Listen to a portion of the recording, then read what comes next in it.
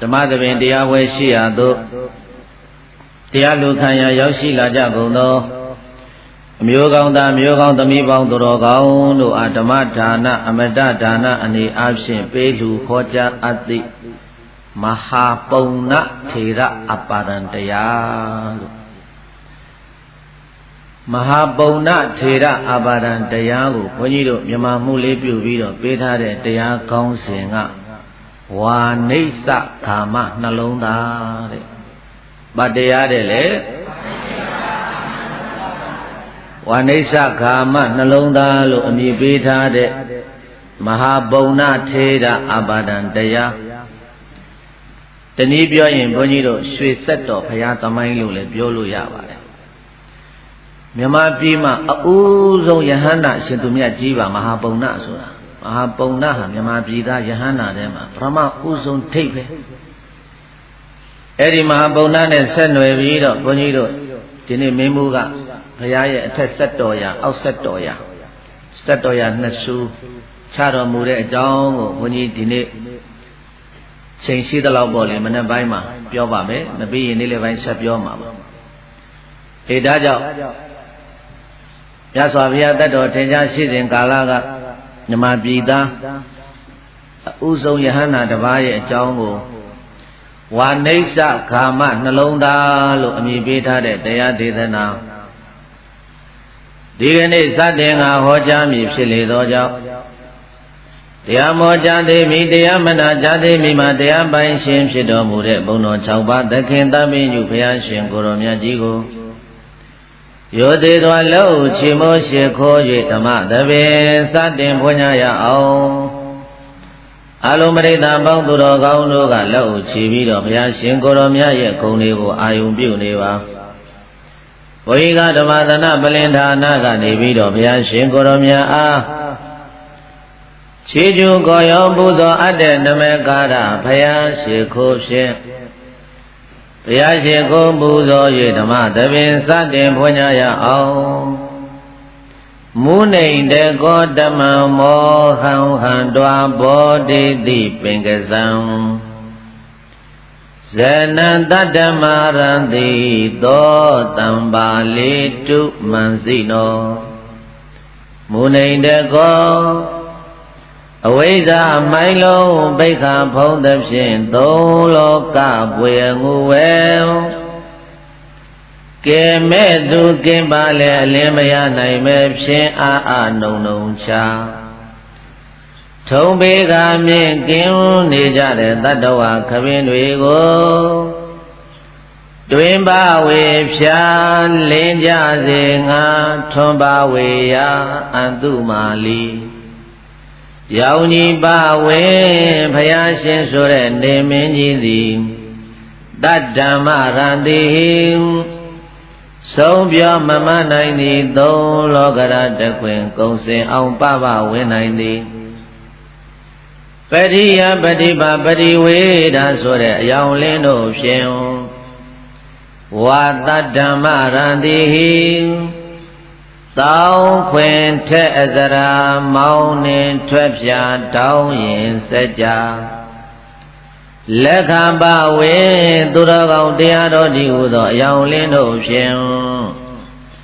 တမ္မာမောဟံသိစရာတွေကိုဗိဖုံးလေအမိုက်ဆုံးအန္တမောဟဆိုတဲ့အမောင်ကြီးကိုဟန္တဝါ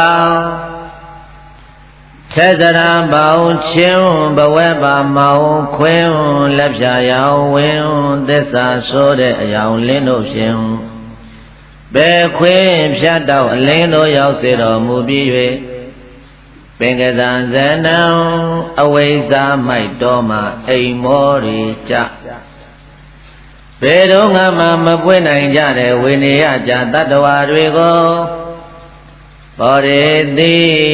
သစ္စာလေးစင်ငုံအားဆွင့်၍မြို့ခွင့်ဖွေရှာထိုးတင်ထွေလာဖိုးပွင့်ဝေစာပတိရာမြာနံ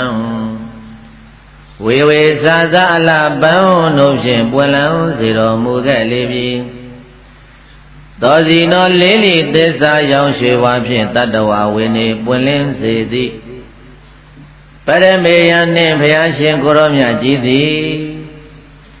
မံဘဝဘဝမြောက်များစွာမှခန္ဓာနာယုတ်ဖြစ်ပြချုပ်ကိုသမုတ်မီခေါ်ဘုရားတပည့်တော်ကိုတံပါလေးတုလောကသန္တရာနှဖျားပြီးတံယံသွဲသွဲအန္တရအပေါင်းကင်းဝေးလျှောက်အောင်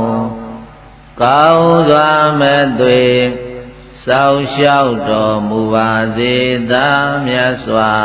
ဘုရား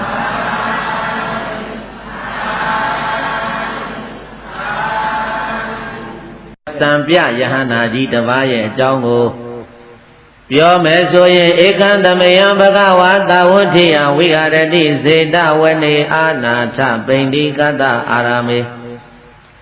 ဧကံသမယံခါတဘာရှိတုံးကဘဂဝါဘုန်းတော်6ပါးသခင်သဗ္ဗညုဘုရားရှင်ကိုရောမြတ်ကြီးသည်သဝဋ္ဌိယံသဝဋ္ဌိခေါ်တဲ့ရွှေမြို့တော်မှာစေတဝနေစေတော်ခေါ်ကြောင်းတိုက်တော်မှာဝိဟာရတိယပထာလေးလေးဖြင့်မြတ်ကြီးရှင်ပြုံးတည်သုံးငါစံပေတော်မူခဲ့ပါပေတည်း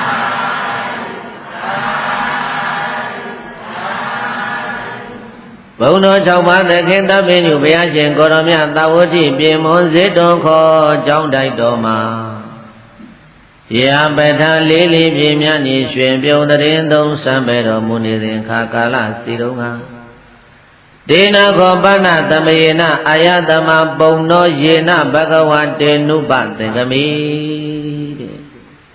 မြတ်စွာဘုရားထံကိုယဟန်တပါးရောက်လာတဲ့ပိဿရဲ့အဲ့ဒီမထေများရဲ့ဘွဲတော်ကမဟာပုံနာတဲ့ဘယ်သူတဲ့လေဘုန်းကြီးတို့မြတ်စွာဘုရားတာနာတော်မှာပုံနာ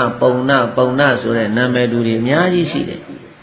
ဟိုးရာဇဂိုမြို့သုမနတထေကြီးရဲ့အိမ်နောက်ဖက်မှာတွေ့ကပ်ပြီးတော့နေရတယ်မောင်ပုံနာတို့မဲဥတ္တရာတို့အဲ့ဒီမှာလဲပုံနာဆိုတဲ့နာမည်တစ်ခုရှိတယ်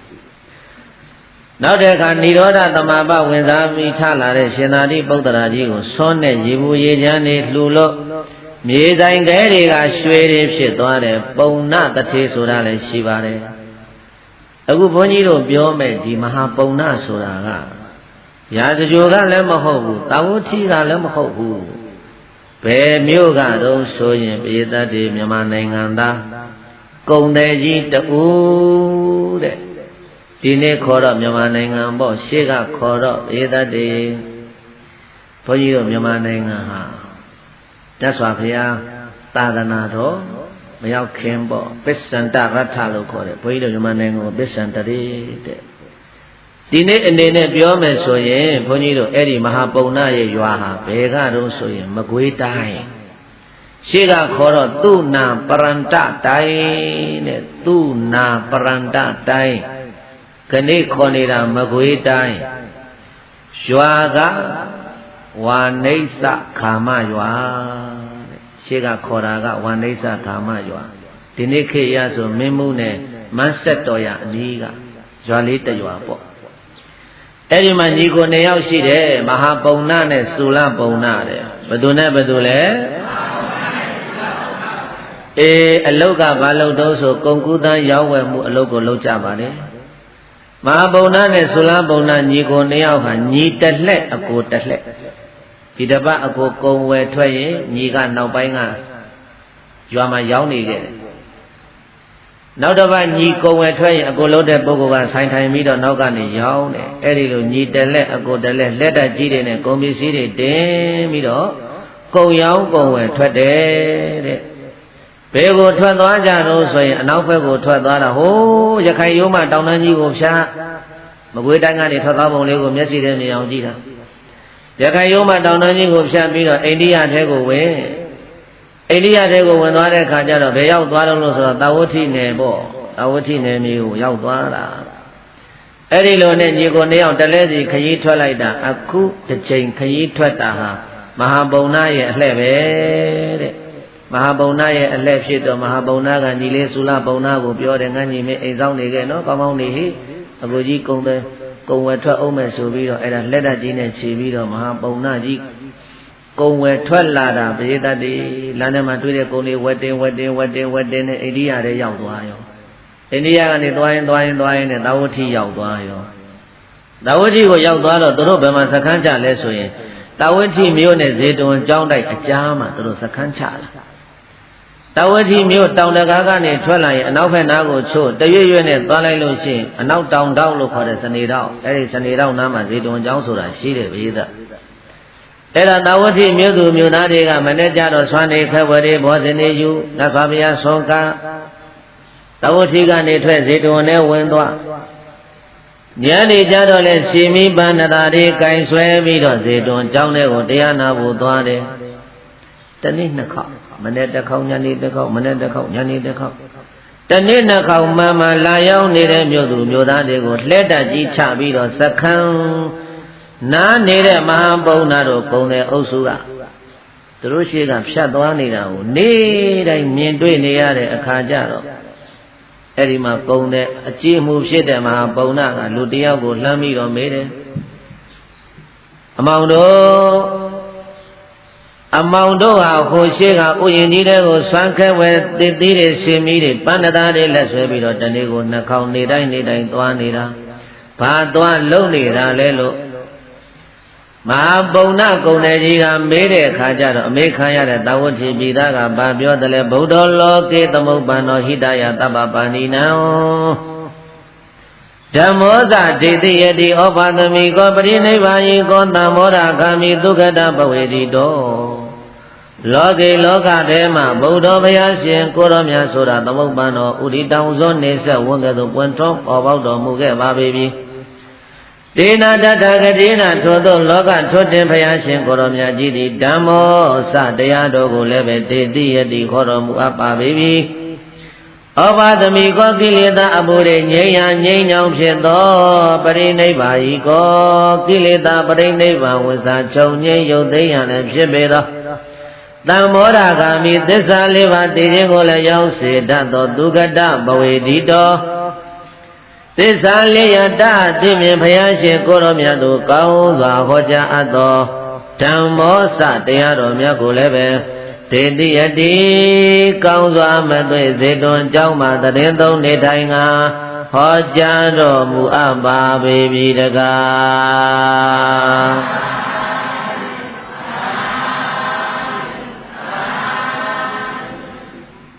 ပုံနာကြီးတဲ့ပုံနာအမည်ရှိတဲ့ကုံတယ်ကြီး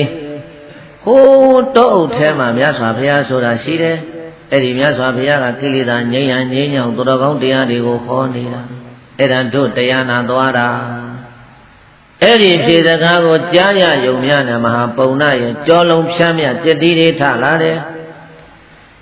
သူ့ရဲ့ရှေးပါရမီဒုကြီးကလည်းနှိုးဆော်တိုက်တွန်းလိုက်တော့ဘုရားဖူးခြင်းနဲ့စိတ်တရားနာခြင်းနဲ့စိတ်တွေပြင်းပြင်းပြပြဖြစ်ပေါ်လာပြီးတော့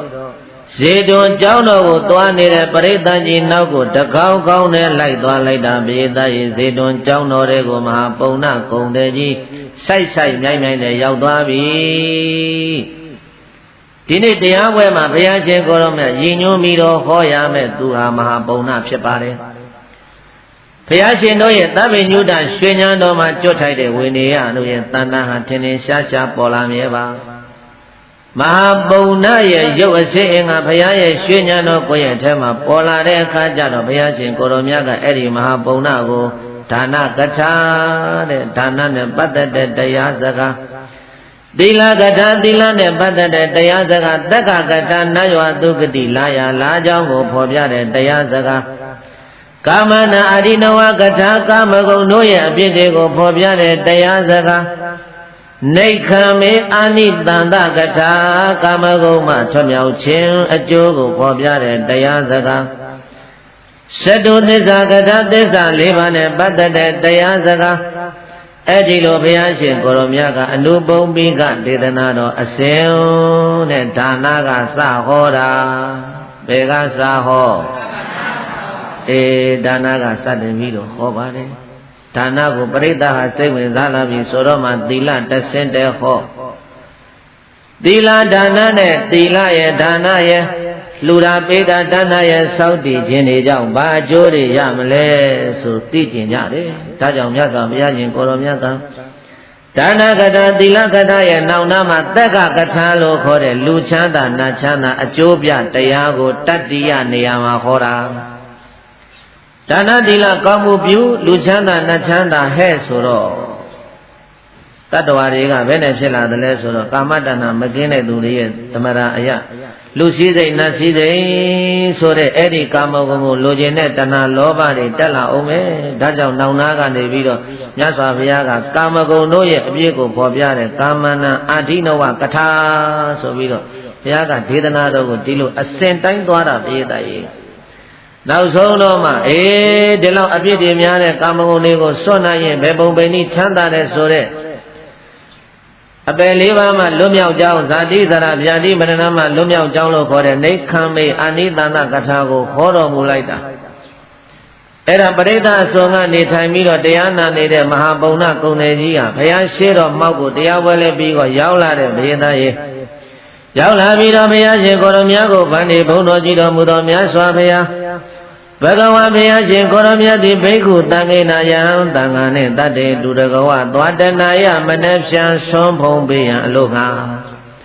မေဘုရားတပိတော်ရဲ့ဗတ္တံစွမ်းကိုပဋိက္ခဏတုလက်ခံတော်မူစေခြင်းပါတယ်ဘုရားလိုအဝဇ္ဇာရွှေနတော်ကြအောင်ကောင်းစွာမသွေလျောက်ထားလိုက်ပါပေတော်သည်တကား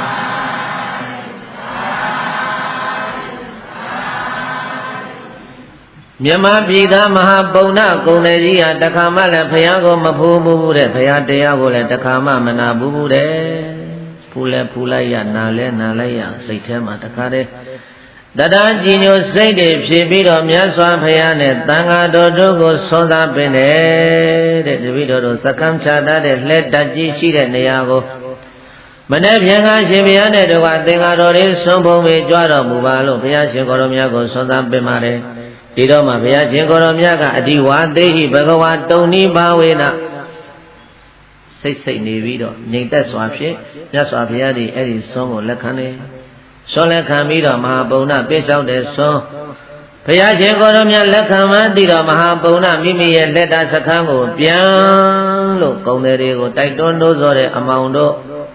မနေ့ပြန်ဘုရားရှင်နဲ့တန်ဃာတော်တွေဆွမ်းဖို့မေကြွဖို့လို့ငါပင်းလျှောက်ခဲ့ပြီးပြီအဲ့ဒါတန်ဃာ900ဆွမ်းကားရအောင်ပြင်ဆင်ကြပါလက်တကြီးဝိုင်းပြီးတော့အလက်ကောင်းမန္တကြီးထိုးဖို့ဘေးသားကြီးတူတူပြောဆိုတညာလုံးလူ900နဲ့ချက်ပြုတ်ကြနဲ့အာယုံကျင်းလင်းပြီဆိုတော့ဘုရားနဲ့တန်ဃာတော်တွေကြွရိုသေးစွာပြည့်လို့ဆွမ်းကားပါတယ်ဆွမ်းသာပြီးတဲ့အခါမှာဘုရားရှင်ကိုရောမြတ်ကအနုပုပ္ပိကဒေသနာအစဉ်တရားဟောလို့တရားလဲနာလို့ပြီးတော့မဟာပုံနာကုံတယ်ကြီးဟာကာမဂုဏ်တွေရဲ့အပြစ်တွေကိုမြင်ပြီးတော့လဘေယံဘဂဝတောတန်တိကေဥပတံပရာ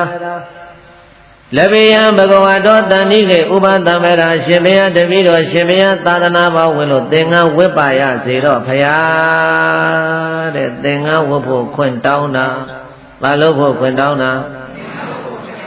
အဲ့ဒီလိုသင်္ကန်းဝတ်ဖို့ခွင့်တောင်းတော့ဘုရားရှင်ကိုရောမြတ်ကရေတဝန်ကိုခေါ်လို့ယဟန်ပြုတယ်ပေါ့အဲ့တော့မဟာဗုဏ္ဏကသူရှိတဲ့ဥစ္စာပစ္စည်းတွေအကုန်လုံးလက်ပေါ်မှာပါလာတာတွေကိုကုံတွေလက်ထက်အဲ့လိုကိုင်းမင်းတို့ဒီကနေပြန်ကြတော့ငါတရားများစွာသာသနာတော်ဝင်သွားပြီလို့ငါညီလေးသုလပုံနာကိုပြောပါဒီကုံပစ္စည်းတွေလည်းပဲငါညီလေးလက်ထက်ကိုအကိုင်းမင်းတို့ချမ်းသာစွာနဲ့ပြန်ကြတော့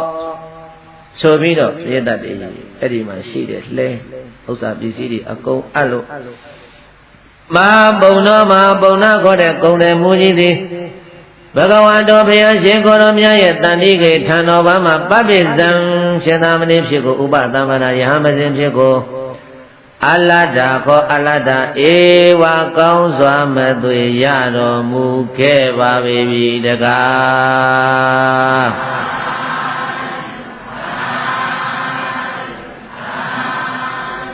သူလိုချင်တဲ့ယဟန်ဘုရားကိုမြမပြည်သားယဟန်တပါးကလှလှကြီးရသွားပြီတဲ့မဟာပုံနာမထေကြီးယဟန်ပြုတ်ပြီးတဲ့နေ့ကစလို့ဒေသရေဧကောဝုပကထောအပ္ပမတောအတ္တပိပဟိတတောဝိဟရတိဧကောတယောက်သေးဝါတပါးတဲ့ ဥပါကတော်စိတ်နေရရက်ကိုချင်းကလေအပ္ပမတော်မပေးမလျော့သောအတ္တပိကိလေသာမန္တဘုံယံတွေကိုပူပန်စေတခန်းချောင်းစေတတ်တဲ့လုံလဝရိယရှိသည်ဖြစ်၍တတိမတတိတရားလက်ကင်ထားလျက်သမ္ပဒါနောပညာတရားလက်ကင်ထားလျက်ပိဋကတော်နိဗ္ဗာန်ကိုစေလွတ်တဲ့စိတ်ရှိသည်ဖြစ်၍ဝိဟရတိစေတွန်ကြောင်းလိုက်တော်ထဲမှာကမ္မထံတရားကိုကြိုးစားပွားများအားထုတ်၍တရင်သုံးနေတော်မူခဲ့ပါပြီတကား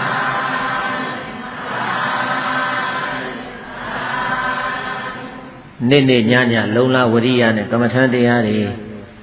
မဟာဗုဒ္ဓမထေရကြီးကြိုးစားအားထုတ်နေတော်လည်းပဲဘေဒရေဘာမဲ့ဘာဖို့မှမရဘူးတဲ့ကြိုးစားရှာပါတယ်တရားကိုကြိုးစားပြီးမှတ်တာဒါပေမဲ့လို့ဘာမှသောတာပန်လည်းမရှိဘူးတဂရကံလည်းမရှိဘူးအနာကံလည်းမရှိဘူးအဲ့တော့ဘုန်းကြီးတို့ဒီနေရာမှာပြောစရာရှိတယ်ဝရိယမရှိလို့လားဝရိယလည်းရှိတယ်တရားတရားမရှိလို့လားတရားတရားလည်းရှိတယ်ဒါမြင့်ကမ္မထမ်းဆရာညံ့လို့လားဆိုတော့ကမ္မထမ်းဆရာကလည်းဘုရားကိုယ်တိုင်ပေးတဲ့ကမ္မထမ်းဒါမြင့်ဘာဖြစ်လို့မဟာဗုဒ္ဓမထေရကြီးတရားတူတရားမြတ်မရတာတုံးဆိုရင်ပိဋကရေပြောစရာတစ်ခုဒီမှာဖြစ်လာတယ်တရားအထုတ်တဲ့နေရာမှာတပ္ပါယ၄ပါးမျှရမယ်တဲ့တပ္ပါယဘယ်နှပါးနံပါတ်1ဥဒုတပ္ပါယတဲ့ဥတုတပ္ပါယတဲ့မိမိရဲ့ခန္ဓာကိုယ်ကခံနိုင်တဲ့အနေအထားနဲ့မိမိရောက်ရှိနေတဲ့အရကယာတိဥဒုနဲ့တင့်တော်ရမယ်တဲ့ခန္ဓာကိုယ်အနေထားကအပူနဲ့မှတော်တယ်ဆိုတဲ့လူကအေးတဲ့အရသွားနေရင်ဥတုတပ္ပါယဖြစ်ပါမလားယာတိဥဒုမမျှဘူးလို့ဒီလိုပြောတယ်ပိဋကရေဒါကြောင့်ဥဒုတပ္ပါယမျှရမယ်ဘုန်းကြီးတို့မြန်မာနိုင်ငံနဲ့အိန္ဒိယယာတိဥဒုလုံးဝမတူဘူးမြန်မာနိုင်ငံမှာအေးပူမျှတယ်အိန္ဒိယမှာအေးပူမမျှဘူးသွားတာမြန်မာနိုင်ငံသားမဟာဗုဒ္ဓဂုံတွေကြီးอ่ะဘုန်းကြီးတို့နတော်လအိန္ဒိယရောက်သွားတယ်နော်18ရက်ကြာခဲ့တဲ့ပိဋကရေ9ရက်ပဲချိုးနိုင်တယ်အေးလိုက်တာခိုက်ခိုက်တောင်းအောင်အေးတဲ့ခေါင်းစွပ်တွေခြေစွပ်တွေအထက်မှာဆွဲတာတွေဒီလိုဝတ်နေတာဇာတိဥရုတိတ်ပြင်းတာအဲ့ဒီအိန္ဒိယကဆရာတော်ကြီးတွေပြောတယ်ဘုန်းကြီးတို့ကုသေနာုံရောက်တော့ကုသေနာုံဆရာတော်ကြီးကပြောတယ်ဟာကိုတော်တို့ဟောဒီဒီဇင်ဘာလနဲ့နတော်ပြားတို့2လနဲ့ဟောဒီတပေါင်းလားပူရင်လဲအားပူတယ်အေးရင်လဲအားအေးဇာတိဥရုကျမ်းတယ်ဗျာတဲ့အေးယခုဘာဖြစ်နေလဲမဟာဗုဒ္ဓမထေရကြီးဥဒုတပ္ပါယမမမတဖြစ်နေတယ်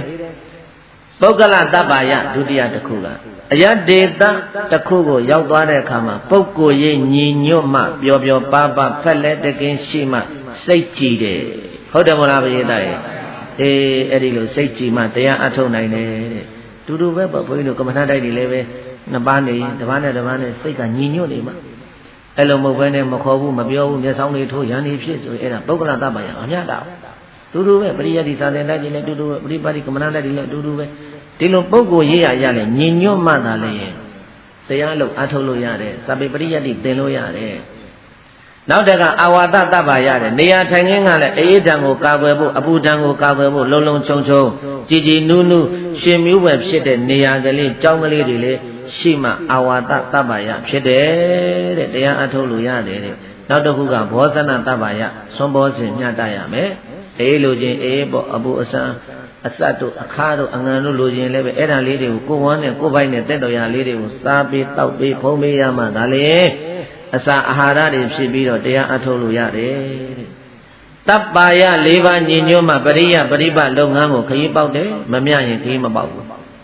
ယခုမဟာဗုဒ္ဓမထေရကြီးတာဝတိတပတ်လည်းပိဋကရေတရားလိုက်ပြီးတော့အထုတ်နေလိုက်တာအယံဇနာဘတော်မရှံအတ္တပါယောတနေ့တော့သူစဉ်းစားလာတယ်ဒီအယဒေတာနဲ့ငါခန္ဓာကိုယ်နဲ့မလျောက်ပါဘူးအယဒေတာကိုသူနဲ့တပ္ပါယမဖြစ်ဘူးလို့ဒီလိုပြောနေတယ်သူကဘယ်ကနေသွားတာလဲမြန်မာပြည်မကွေးတိုင်းထဲကနေပြီးတော့ရခိုင်တောင်တန်းကြီးတွေဖြတ်ပြီးတော့အိန္ဒိယတဲကိုကူးသွားတာအိန္ဒိယယာတိဥဒုနဲ့မဟာဗုဒ္ဓမထေရကြီးနဲ့မကိုက်ဘူးဒါကြောင့်တရားမရတာ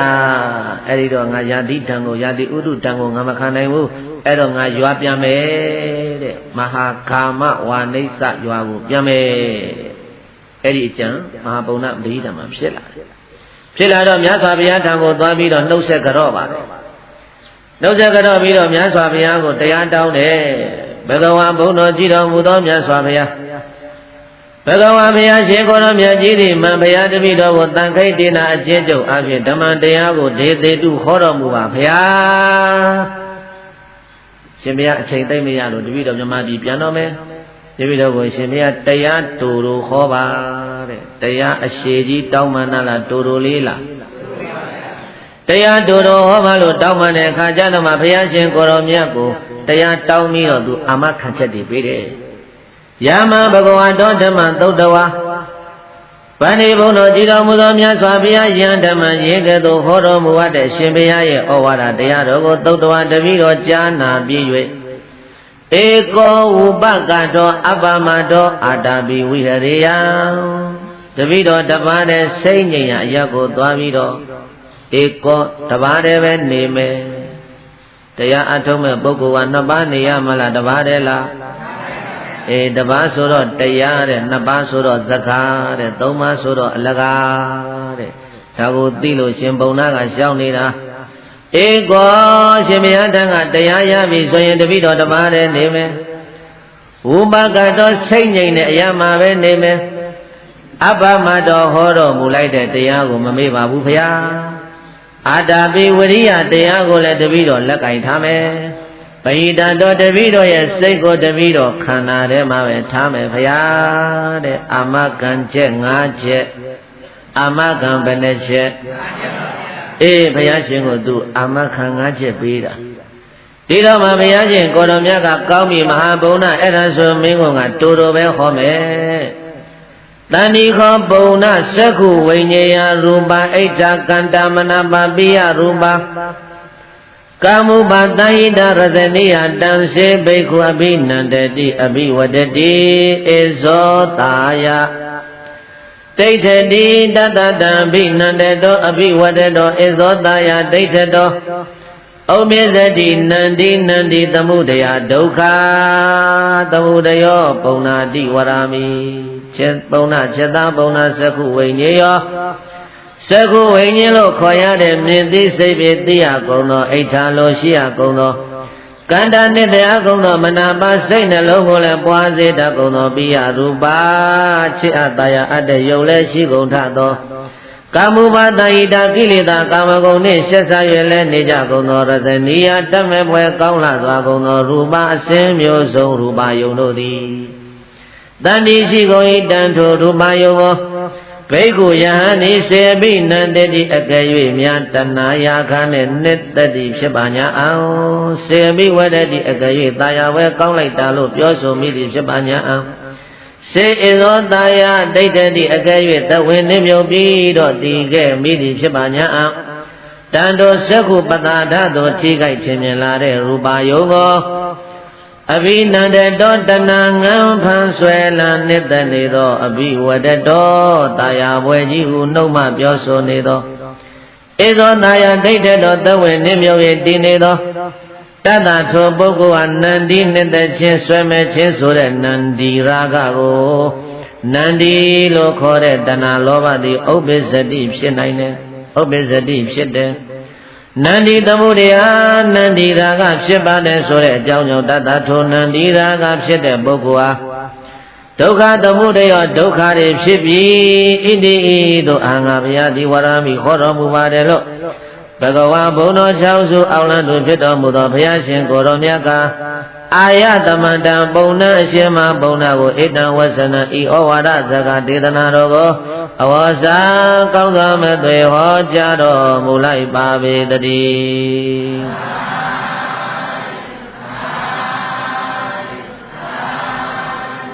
်းဘုရားရှင်ကိုယ်တော်မြတ်ကဘာဟောလိုက်တုံးဆိုရင်ချက်သားပုံနာတဲ့မင်းဘာကိုပဲမြင်စေကာလမှာမြင်တာကိုမြင်တယ်လို့မှားမြင်စေကာလမှာမြင်တာကိုဘာလို့မှားမြင်တာကိုမြင်တယ်လို့မှားမြင်တာကိုမြင်တယ်လို့မမှတ်ဘူးဆိုရင်အဲ့ဒီပေါ်မှာตาရတဲ့တဏှာလောဘဝင်လာမယ်တဏှာလောဘဝင်လာပြီဆိုလို့ရှိရင်အဲ့ဒါမင်းဒုက္ခနယ်တဲ့ကဘယ်တော့မှမလွတ်တော့ဘူးလို့ဘုရားရှင်ကိုယ်တော်မြတ်ကပရိသတ်ရဲ့အဲ့ဒီမှာမဟာဗုဒ္ဓမထေရကြီးကိုတရားရှုမှတ်ပုံရှုမှတ်နည်းတယ်မပေးဘူးလားပရိသတ် ဒါကြောင့်ဘုရားပေးတဲ့တရားလိုက်ဆိုကြည်သမှာမျက်စိအာယုံဆုံးငါတွေ့တော့မြင်သိစိတ်ဓာတ်ပေါ်လာတယ်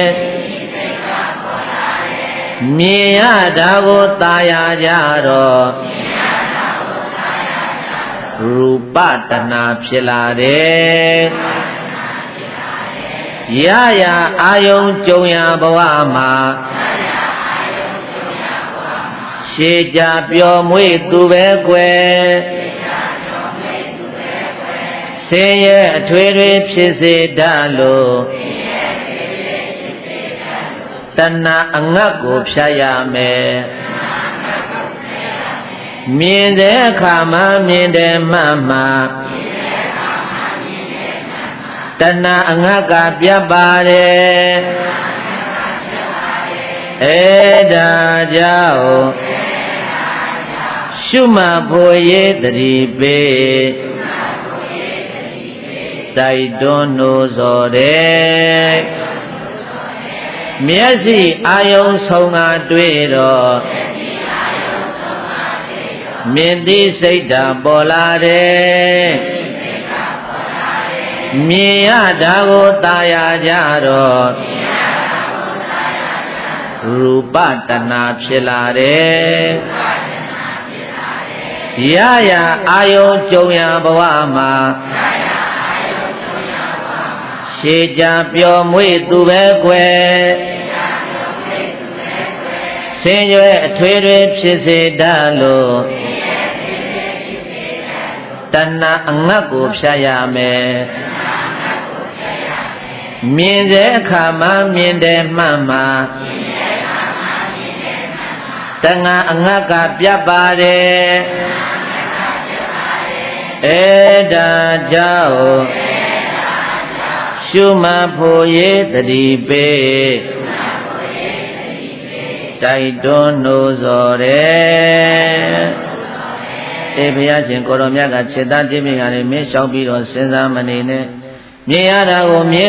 တယ်လို့မှကြားတာကိုလည်းဘာကိုပဲကြားတဲ့ကာလမှာကြားတယ်လို့မှအဲ့ဒါတတိပဋ္ဌာန်တရားရှုပါအဲ့ဒီလိုဘုရားရှင်ကိုရောမြတ်ကမဟာဗုဒ္ဓမထေရကြီးကိုတရားဟောလို့ပြီးတော့မြတ်စွာဘုရားကမေးတဲ့จิตသားမဟာဗုဒ္ဓမင်းဘယ်ပြန်มาလဲအဋ္ဌိပန္နေသုဏပရံဒောနာမသနဘရောတထဟဝိရိတ္တမိတပည့်တော်ဖွာရာဌာနဖြစ်တဲ့မြန်မာပြည်မကွေးတိုင်းတွေကမဟာဂမဝါနိစ္စရွာကြီးကိုပဲတပည့်တော်ပြန်มาတော့မယ်မြတ်စွာဘုရားဒီတော့ဘုရားရှင်ကိုရောမြတ်ကမဟာပုံနာကိုပြောတဲ့သန္တာခောပုံနာသုဏပရံတကမနုဿာပရုသာခောပုံနာသုဏပရံတကမနုဿာပုံနာจิตသားပုံနာသုဏပရံတကသုဏပရံတာတိုင်းနိုင်နေကုန်သောမနုဿာလူတို့သည်သန္တာကြံတမ်းကြလေကုန်၏ပရုသာယုံရင်းကြလေကုန်၏သက်သာဘုရားကသိတယ်မြမပြည်သာသနာမရောက်သေးဘူးသာသနာမရောက်သေးတော့ဘာဖြစ်လဲလူတွေသိကြမ်းနေတယ်ဇယိုက်ကြမ်းနေတယ်ဒါကြောင့်မဟာဗုဒ္ဓတဲ့မင်းပြန်သွားမယ်ဆိုရင်တဲ့မင်းမြို့မင်းအရဒေသကလူတွေကဇယိုက်တွေကသိကြမ်းတာกว่าတဲ့ဘုန်းကြီးရဟန်းတန်ခါဆိုတာတခါမှမမြင်ဘူးမင်းကမြန်မာပြည်ပြန်ပြီးတော့သာသနာပြုမဲ့ပုဂ္ဂိုလ်အဲ့တော့မြန်မာပြည်ကိုပြန်ပြီးတော့သာသနာပြုမဲ့မဟာပုံနာကိုမြတ်စွာဘုရားကမင်းတို့မြို့သူမြို့သားတွေကအလွန်ဇယိုက်ကြမ်းတာနော်မင်းသွားလို့ဖြစ်ပါမလားမင်းမြန်မာပြည်သာသနာပြုပြန်လို့ဖြစ်ပါမလားမြတ်စွာဘုရားကအဲ့ဒီလိုဘုရားရှင်ကိုရောမြတ်ကမေးတော်မူတဲ့တစ်ခုချင်းမေးတာဘေသတ္တိကဲမင်းကိုငါမေးပါရစေအောင်တော့မင်းမြန်မာပြည်ကိုပြန်သွားလို့ဟိုမှာမင်းရောက်တဲ့အရာမှာလူတွေကမင်းကိုသာစေတံပုံနာသုဏပရန္တမနုဿာအကောသိတ္တန်တိပရိဘာသိတ္တန်တိတထာတေပုံနာဂိန္တိဘဝေတတိသာသနာမရောက်တဲ့အရာဘုန်းကြီးမမြင်ဘူးတဲ့အရာကိုပြန်သွားမယ်ဆိုရင်မင်းကိုရောက်လို့ရှိရင်ဆဲရင်ဝိုင်းဆဲလိုက်မယ်မင်းကိုအဲ့ဒီလိုဝိုင်းဆဲရင်မင်းဘယ်လိုလုပ်မလဲဗတ္တကဝတိမေသုဏပရန္တကမနုဿာဗတ္တကဝတိမေသုဏပရန္တမနုဿာနတ္ထိမေပါဏိနာပခါရန္တိဧတရဲ့အဲ့ဒီမှာမဟာပုံနာရဲ့နှလုံးမဟာကာမဝါနိစ္စပုံနာနှလုံးသားအဲ့ဒီမှာပေါ်ပြီး လိုက်ဆိုကြည်စမ်းမှာဆဲယုံသာဆဲလက်နဲ့လဲမရိုက်ဖဲတော်ကြသည်ဆဲယုံသာဆဲလက်နဲ့ပဲမရိုက်ဖဲတော်ကြသည်ဒီအတိုင်းသာစိတ်ထဲမှာမခါနေပါမည်ဒီအတိုင်းသာစိတ်ထဲမှာမခါနေပါမည်မြတ်စွာဘုရားတဲ့တပည့်တော်သာနာပြုသွားလို့တပည့်တော်ပြည်ကိုပြန်ရောက်လို့တပည့်တော်ကိုဝိုင်းဆဲမယ်ဆိုရင်တဲ့ဆဲပါသေးတဲ့ဩသူနံပရာဏတိုင်းသူတိုင်းသားတွေတော်ကြပါပြီငါ့ကိုဆဲယုံတာဆဲသေးတယ်လက်နဲ့မရိုက်သေးဘူးလူတော်တွေလို့တပည့်တော်အဲ့ဒီလိုစိတ်ထဲမှာမှတ်နေပါမယ်ကဲယဟန္တာမဖြစ်သေးဘူးနော်ဘုန်းကြီးတို့ပြတဲ့ပုထုဇဉ်ပဲမြမပြည်ရောက်မှယဟန္တာဖြစ်မှာယဟန္တာဖြစ်ပြီလားပုထုဇဉ်ရဲ့စိတ်နှလုံးကိုဘုန်းကြီးတို့ပြတဲ့ကြည်သားဘုန်းကြီးတို့ ਨੇ အများကြီးကွာခြားတယ်။အိုးငါတခွန်းဆိုင်ငါ10ခွန်းပြန်ဆိုင်မယ်ဆိုတဲ့လူကဒီကနေ့ခေတ်အများကြီးဟုတ်တယ်မဟုတ်လား။အေးအဲ့ဒီတော့မြတ်စွာဘုရားရှင်ကိုရောမြတ်ကတဆင့်တပြီးတော့မေးတယ်จิตသားမဟာပုံနာတကယ်လို့ကွာလေမင်းကိုလက်နဲ့ရိုက်လာပြီဆိုရင်တော့မင်းဘယ်လိုလုပ်မလဲတဲ့လက်နဲ့ကိုထိလက်ရောက်စွာကားလာပြီဆိုရင်ဘယ်လိုလုပ်မလဲတဲ့လိုက်ဆိုလက်နဲ့ရိုက်လျင်ခဲနဲ့ပင်မပြည့်လျင်တော်ကြသည်လက်နဲ့ရိုက်လျင်ခဲနဲ့ပင်မပြည့်လျင်တော်ကြသည်ဒီအတိုင်းသာစိတ်ထဲမှာမခါနေပါမည်မြတ်စွာဘုရားတဲ့လက်နဲ့ရိုက်တယ်ဆိုတာအနီးနားဆိုတော့တောင်းမှန်လို့ရသေးတယ်တဲ့လက်နဲ့ရိုက်တာတော်သေးတယ်ငါအဝေးကနေမမြင်မဲနဲ့ခဲနဲ့လေးခွားနဲ့လှမ်းမပေါက်တာတော်ကြပါပြီတဲ့ဒီလိုတပည့်တော်နှလုံးသွင်းပြီးတော့နေပါမယ်မြတ်စွာဘုရားလက်နဲ့ကိုထိလျောက်စော်ကားရင်လည်းပဲဒီလူတွေတော်တယ်ငါ့ကိုအဝေးကနေချောင်းပြီးတော့ခဲနဲ့မပေါက်ကြသေးဘူးလို့ကောင်းတဲ့ဘက်ကကြီးလှည့်ဖြစ်ပြီးတော့နှလုံးသွင်းသွားတာဒါကြောင့်မဟာကာမဝါနိစ္စနှလုံးသားဆိုတာဒါပြောနေတယ်သာသနာပြုလုပ်ငန်းကိုဆောင်ရွက်မဲ့ပုဂ္ဂိုလ်တွေကဒီမထေရကြီးရဲ့စိတ်ဓာတ်ကိုမွေးရမယ်တဲ့ခန္တီတရားဗတ္တရားလဲဒီတော်ဘုရားရှင်ကိုရောမြတ်ကဟဲ့မဟာဘုံနာ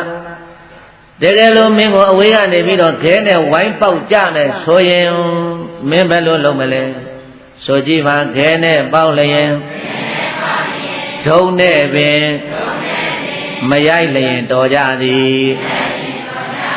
ခဲနဲ့ပေါက်လျင်ဒုံနဲ့ပင်မရိုက်လျင်တော်ကြသည်ဒီအတိုင်းသာစိတ်ထဲမှာမခါနေပါမည်။အိုးရှင်ဘုရားတဲ့ခဲနဲ့ပေါက်ရင်လေတပည့်တော်တမျိုးတွေးအောင်မယ်တဲ့။အိုးတော်သေးတယ်ခဲနဲ့ပေါက်တာငါဝင်ပြီးတော့ဒုတ်တင်နဲ့ဝိုင်းမရိုက်တာပဲတော်သေးတယ်ဟဲ့ဒီလူတွေလူတော်တွေခဲနဲ့တင်အဝေးကလှမ်းပေါက်နိုင်တာငါအနီးနားလာပြီးတော့ဒုတ်တင်နဲ့ဝိုင်းမရိုက်တာတော်သေးတယ်လို့တပည့်တော်ဒီလိုလုံးသိမ်းပါမယ်ဗျာ။မြတ်စွာဘုရားကရှေ့တခါတက်ပြီးတော့ပုံနာရဲ့နှလုံးစိတ်ဝမ်းဘလောက်ငြိမ်းချမ်းသလုံးခန္တီတရားဘလောက်ရှိတုံးဆိုတာကိုရှေ့တိုးပြီးတော့တခါထပ်မေးတယ်ဟဲ့ပုံနာတကယ်လို့ချက်သားကိုထုံးနဲ့ဝိုင်းရိုက်ကြပြီဆိုရင်ကောမင်းဘယ်လိုနှလုံးသွင်းမလဲမင်းဘယ်လိုလုပ်မလဲအဲ့ဒီချိန်ကြရင်ထွက်ပြေးမှာလားမပြေးဘူးသာသနာပြုလုပ်ငန်းဆောင်ရွက်တဲ့နေရာမှာဘယ်လိုပြေးလို့ရမလဲဗျာဒါမြင်မင်းဘယ်လိုပြောမလဲလိုက်ဆိုပြေးသားရဲ့ဒုံနဲ့ရိုက်လျင်ဓာနဲ့ပင်မထိုးလျင်တော်ကြသည်ဒုံနဲ့ရိုက်လျင်ဓာနဲ့ပင်မထိုးလျင်တော်ကြသည်ဒီအတိုင်းသာစိတ်ထဲမှာမခါနေပါမည်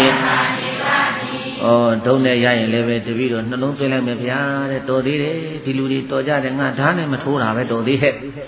ဓာနဲ့မထိုးတာပဲတော်သေးဟဲ့လို့တပည့်တော်နှလုံးသွင်းပါမယ်။ဒီတော်ဘုရားရှင်ကိုရောမြတ်ကจิตသားမဟာဘုံနာတကယ်လို့မင်းကိုဓာနဲ့လာထိုးပြီးဆိုရင်ကောမင်းဘယ်လိုနှလုံးသွင်းမလဲလိုက်ဆိုပါဓာနဲ့ထိုးလျင်အသေးပင်မတတ်လျင်တော်ကြသည်ဓာနဲ့ထိုးလျင်အသေးပင်မတတ်လျင်တော်ကြသည် ဒီအတိုင်းသာစိတ်ထဲမှာ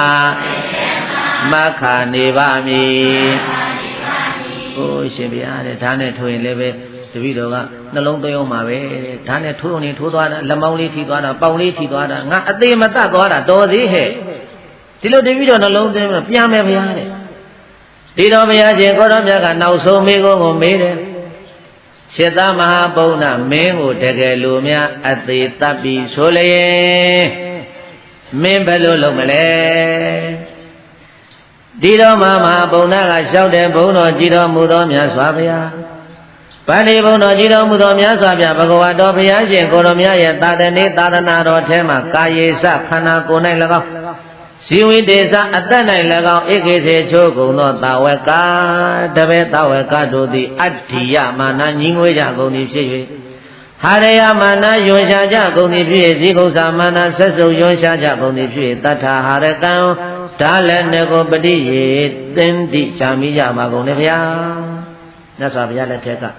အတုပကမ္မထံတရားနာပြီးတော့ယဟန်900ကိုတတ်သိတယ်ဗျာတဲ့တပည့်တော်ဒါလည်းကြားဖို့တယ်တဲ့နောက်တကဝက်ကလိမထေကြီးတဲ့ကိုလေပင်သင်္နုံးသားနဲ့ဖြတ်ပြီးသေတယ်ဖေရဂေါတိကမထေကြီးကိုလေပင်သင်္နုံးသားနဲ့ဖြတ်ပြီးတော့သေတယ်ဖေရသန္ဓမထေကိုလေပင်ကျိုးချီပြီးတော့သေတယ်ဖေရအဲ့ဒီလိုခန္ဓာကိုယ်ကြီးကိုယုံမုံပြီးတော့ဓာတ်လက်နဲ့ရှာပြီးတော့ကိုတတ်သေးသွားတဲ့ပုဂ္ဂိုလ်ကြီးတွေရှိပါတယ်ဖေရ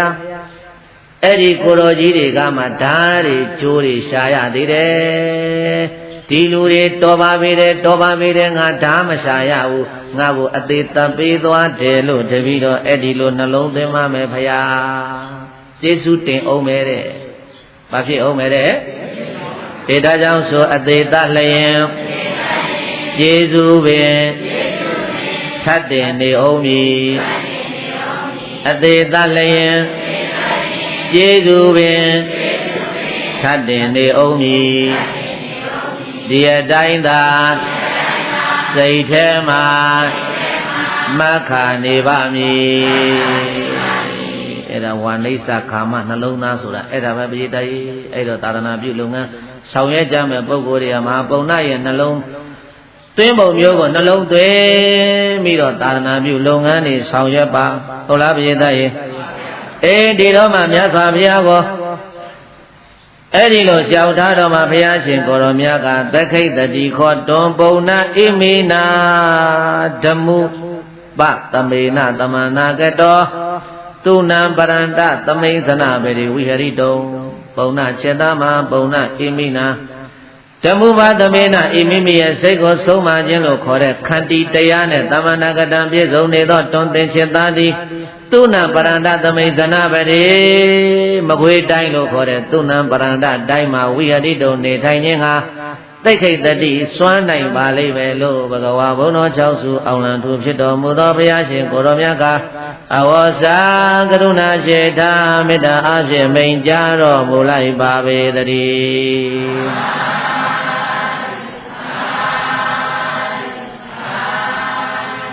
ဘုရားရှင်ကိုရောမြတ်ကအဘိဓကပြောကြလို့ခြေသားမင်းသူနံပရန္တလို့ခေါ်တဲ့မကွေးတိုင်းကိုပြန်သွားရင်မင်းသာသနာပြုလုပ်ငန်းအောင်မြင်ပါလိမ့်မယ်မင်းကခန္တီတရားလက်ကင်ထားနိုင်တယ်လို့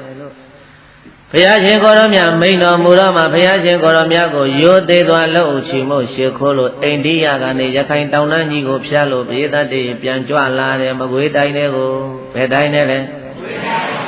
အဖို့မပါဘူးနော်မဟာပုံနာမထေကြီးပြန်ကြွလာတော့သူနံပရဏတိုင်းကိုပြန်ရောက်ပြီးတော့ဘေသတရေတရားနှလုံးကျင့်သုံးလိုက်တာဝါဆိုကံဤရောက်လာတာတေနေဝအန္တရဝတ္တေထိုနှစ်ဝါတွင်မှာပင်လျင်အာယသမမဟာဘုံတို့အရှင်မဘုံနာမထေရကြီးသည်တိတ်သောဝိဇ္ဇာပုဒ္ဓိအာလို့ခေါ်ဆိုအပ်တဲ့ဝိဇ္ဇာဉာဏ်သုံးပါးတို့ကိုသိစေကံဒီကောင်းစွာမသွေမျက်မှောက်ပြု၍အရဟတံကိလေသာအသောခွာလျောကုန်ခန့်တဲ့ယဟနာဖြစ်သောပါပုနိကောင်းစွာမဲ့သွေရတော်မူရောက်တော်မူခဲ့ပါပြီတကာ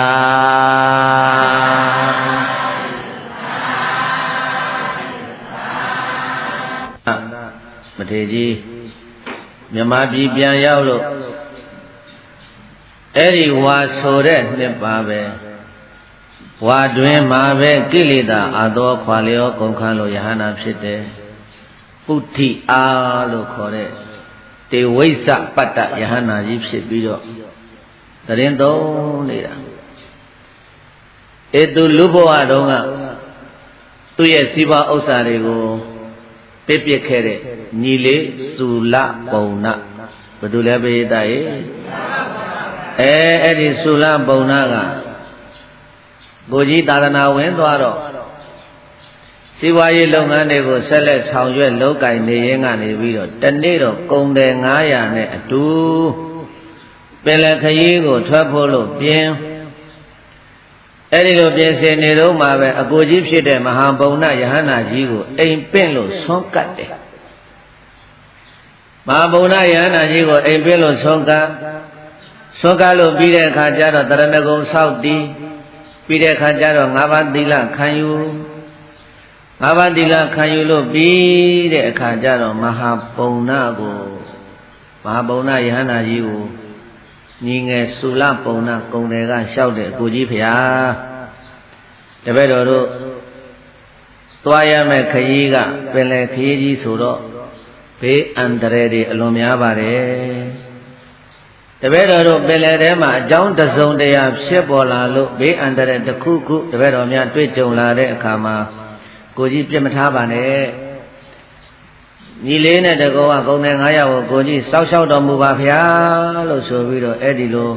အကိုကြီးဖြစ်တဲ့မဟာပုံနာယဟန္တာကြီးကိုလျှောက်ထားတောင်းပန်ပြီးတော့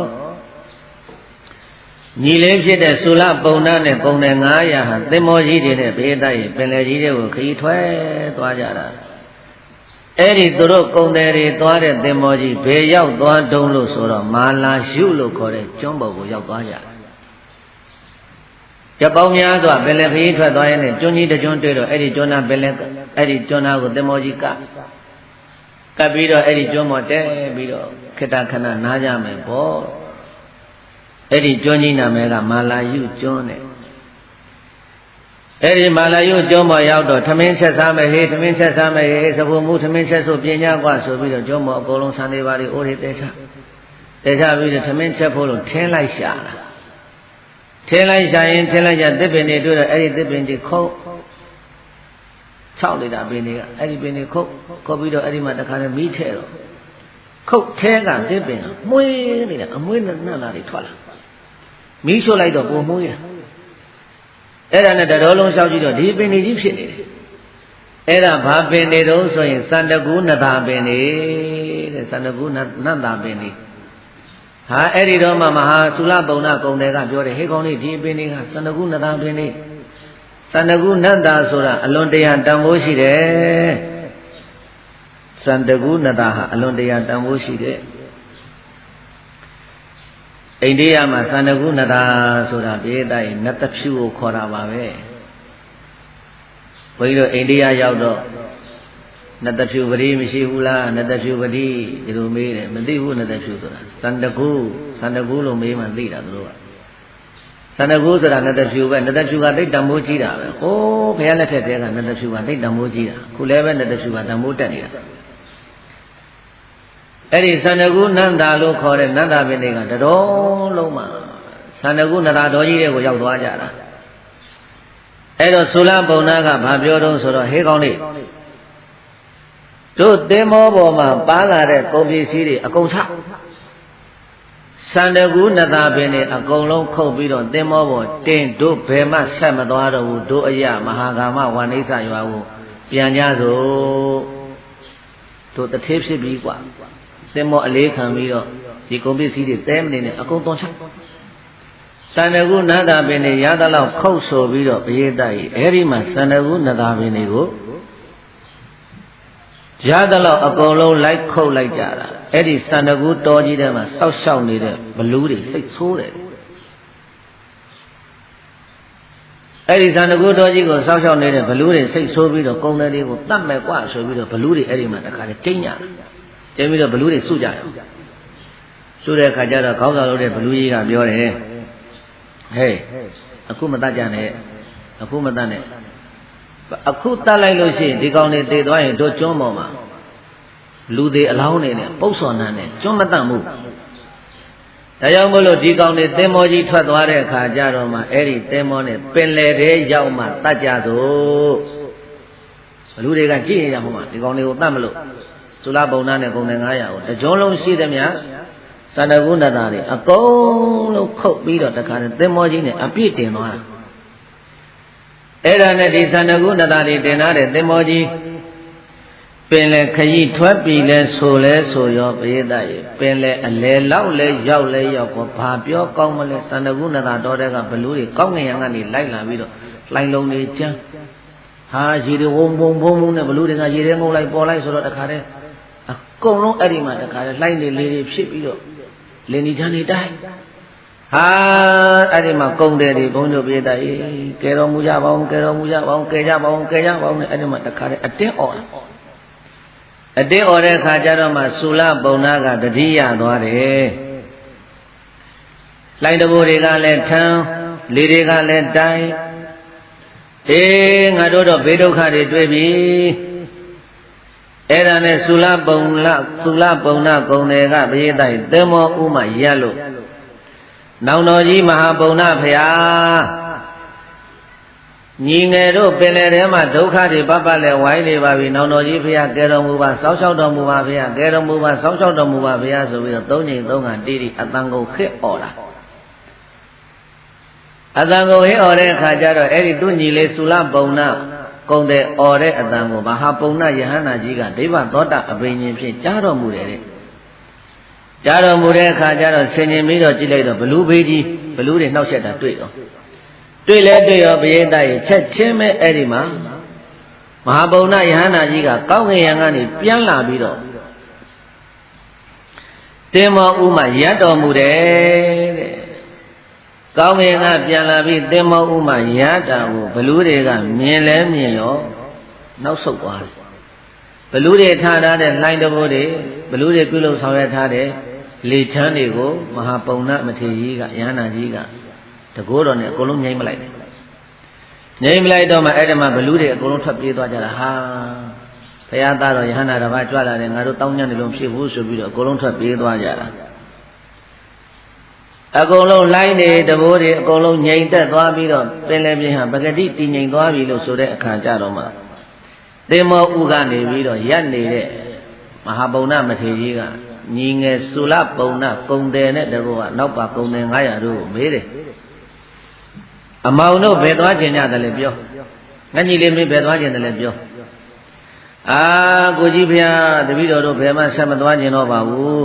တပည့်တော်တို့သူ့နံပရဏတိုင်ဝါနိစ္စကာမရွာကိုပဲပြန်ရောက်ချင်ပါတယ်ဖျားတပည့်တော်တို့ရွာကိုပဲပြန်ပို့ပါတော့ဖျားလို့အဲ့ဒီလိုလျှောက်ထားလိုက်တဲ့အခါကျတော့သင်္မောဥမမဟာပုံနာမထေရကြီးရပ်တော်မူပြီးတော့ဤလေသင်္မောသည်ကုံတယ်များအလိုရှိရာအရတ်တို့ဘေးအန္တရာယ်ကင်းရှင်းစွာနဲ့ရောက်စေတည်းလို့အဲဒီလိုဒိဋ္ဌံပြီးတော့စေလွတ်လိုက်တာဘေးသားရေးသုလပုံနာဥဆောင်တဲ့ကုံတယ်900ဟာဘေးမတိရမခပဲနဲ့ဝါနိစ္စခာမရွာကြီးကိုပြန်ရောက်လာကြပါတယ်ဝါနိဒကာမရွာကြီးကိုပြန်ရောက်လာပြီးတော့ကုံတယ်တွေပြန်လာတဲ့အခါကျတော့ကုန်ပစ္စည်းတွေမပါဘဲနဲ့နဂါတွေကြီးပဲပါလာတာသန္တကုဏ္ဍတာတွေကြီးပါလာတာအကုန်လုံးတဲချဘယ်လိုဖြစ်လာတာလဲကုန်ကုသရောက်မှုသွားတော့ကုန်တွေပါမလာဘဲနဲ့နတ်သားတွေပါလာတာပြန်ပြောပြတဲ့ကုံတယ်တွေကတို့ပင်လေတဲ့ဒီလိုဖြစ်လို့မာလာယုကျုံကိုရောက်သွားတာအဲ့ဒီမှာသန္တကုဏ္ဍတာတွေတွေ့လို့တို့အကုန်လုံးခုတ်ယူလာတာဘလူတွေလိုက်လို့ကွာမဟာပုံနာယဟန္တာကြီးကိုသူညီသုလပုံနာကတိုင်တယ်လိုက်တော့မှယဟန္တာကြီးကြွလာပြီးတော့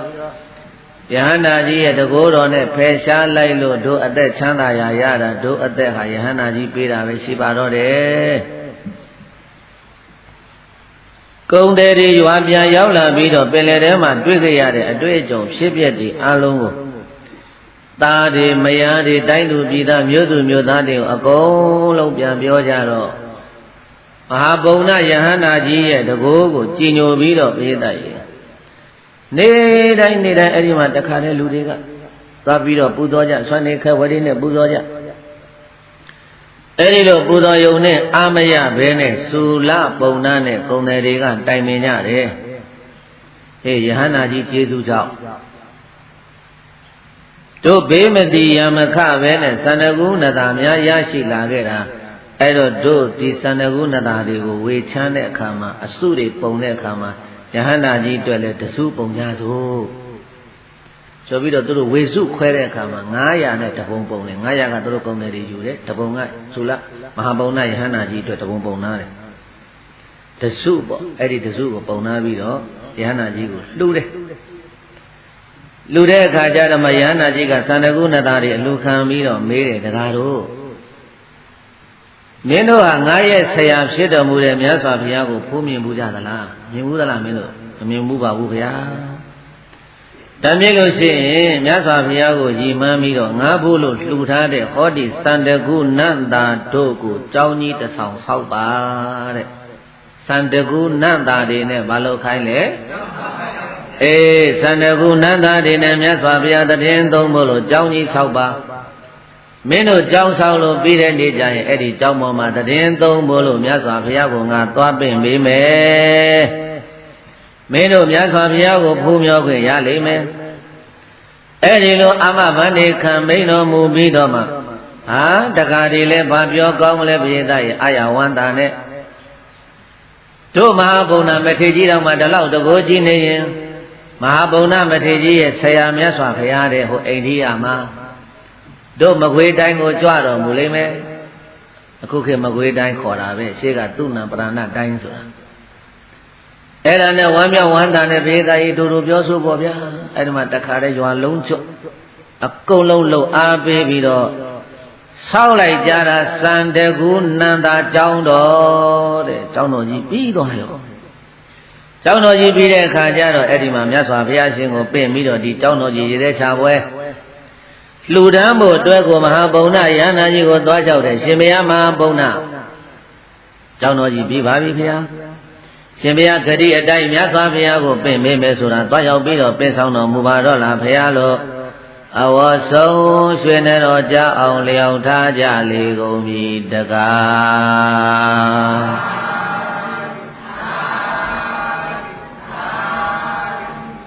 သုလဘုံနာမှုရှိတဲ့ဂုဏ်တွေလျောက်ထားတဲ့တကားဥထရွက်တကားကိုဆောင်ယူပြီးတော့မဟာဗုဒ္ဓယဟန္တာကြီးကပိဋကရဲ့တကိုးတော်နဲ့ကောင်းငင်ရခရီးကမြတ်စွာဘုရားတည်င်းသုံးနေတဲ့တာဝတိပြည်ကိုကြွသွားတယ်။ဘယ်ပြည်ကိုကြွသွားတာဝတိပြည်ဇေတဝန်ကျောင်းမှာမြတ်စွာဘုရားတည်င်းသုံးနေတယ်။မြတ်စွာဘုရားထံရောက်တော့မြတ်စွာဘုရားကိုရိုသေစွာလှုပ်ချီမို့ရှိခိုးလို့ဘုန်းတော်ကြည်တော်မူသောမြတ်စွာဘုရားအရှင်ဘုရားအတွက်ရည်မှန်းပြီးတော့သူဏပရဏတိုင်းဝါနိစ္စကာမရွာနိနာမသန္တကုဏတာကျောင်းတော်ရာကြီးကိုဆောက်လုပ်ပြီးပါပြီမြတ်စွာဘုရား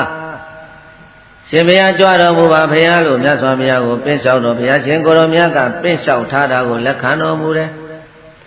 လက်ခံတော်မူပြီးတော့အနာမခါသားနေတဲ့ညီတော်အာနန္ဒာကိုခေါ်လို့จิตသားအာနန္ဒာကျောင်း၌ထဲမှာရှိတဲ့တန်ဃာတွေ499ပါဘယ်နှပါလဲမနေ့ပြင်ကနန်းနဲ့ဝါနိစ္စခါမရွာကိုကြွပြီးတော့သန္တကုဏတာကျောင်းတော်ရာကြီးကိုအလူခံဖို့လို့ဝါနိစ္စကာမရွာသူရွာသားတွေစက္ကန့်လူတန်းနဲ့ဆွမ်းကိုခံဖို့လို့ယဟန္တာပေါင်း499ပါးကိုစာရေးတမ်းမဲ့ပေးတော်မူမင်းရှင်မတော်မူတန်တဲ့မြတ်စွာဘုရားအမိန့်တော်ရတော့အရှင်အာနန္ဒာကလည်းဘယ်ကိုယ်တော်လိုက်ရမယ်ဘယ်ကိုယ်တော်လိုက်ရမယ်ဘယ်ကိုယ်တော်လိုက်ရမယ်ဆိုပြီးတော့သေတ္တတန်ဃာတွေယဟန္တာကြီးတွေလျှောက်ပြီးတော့ပြောလိုက်တာ499ပါးတဲ့ဘ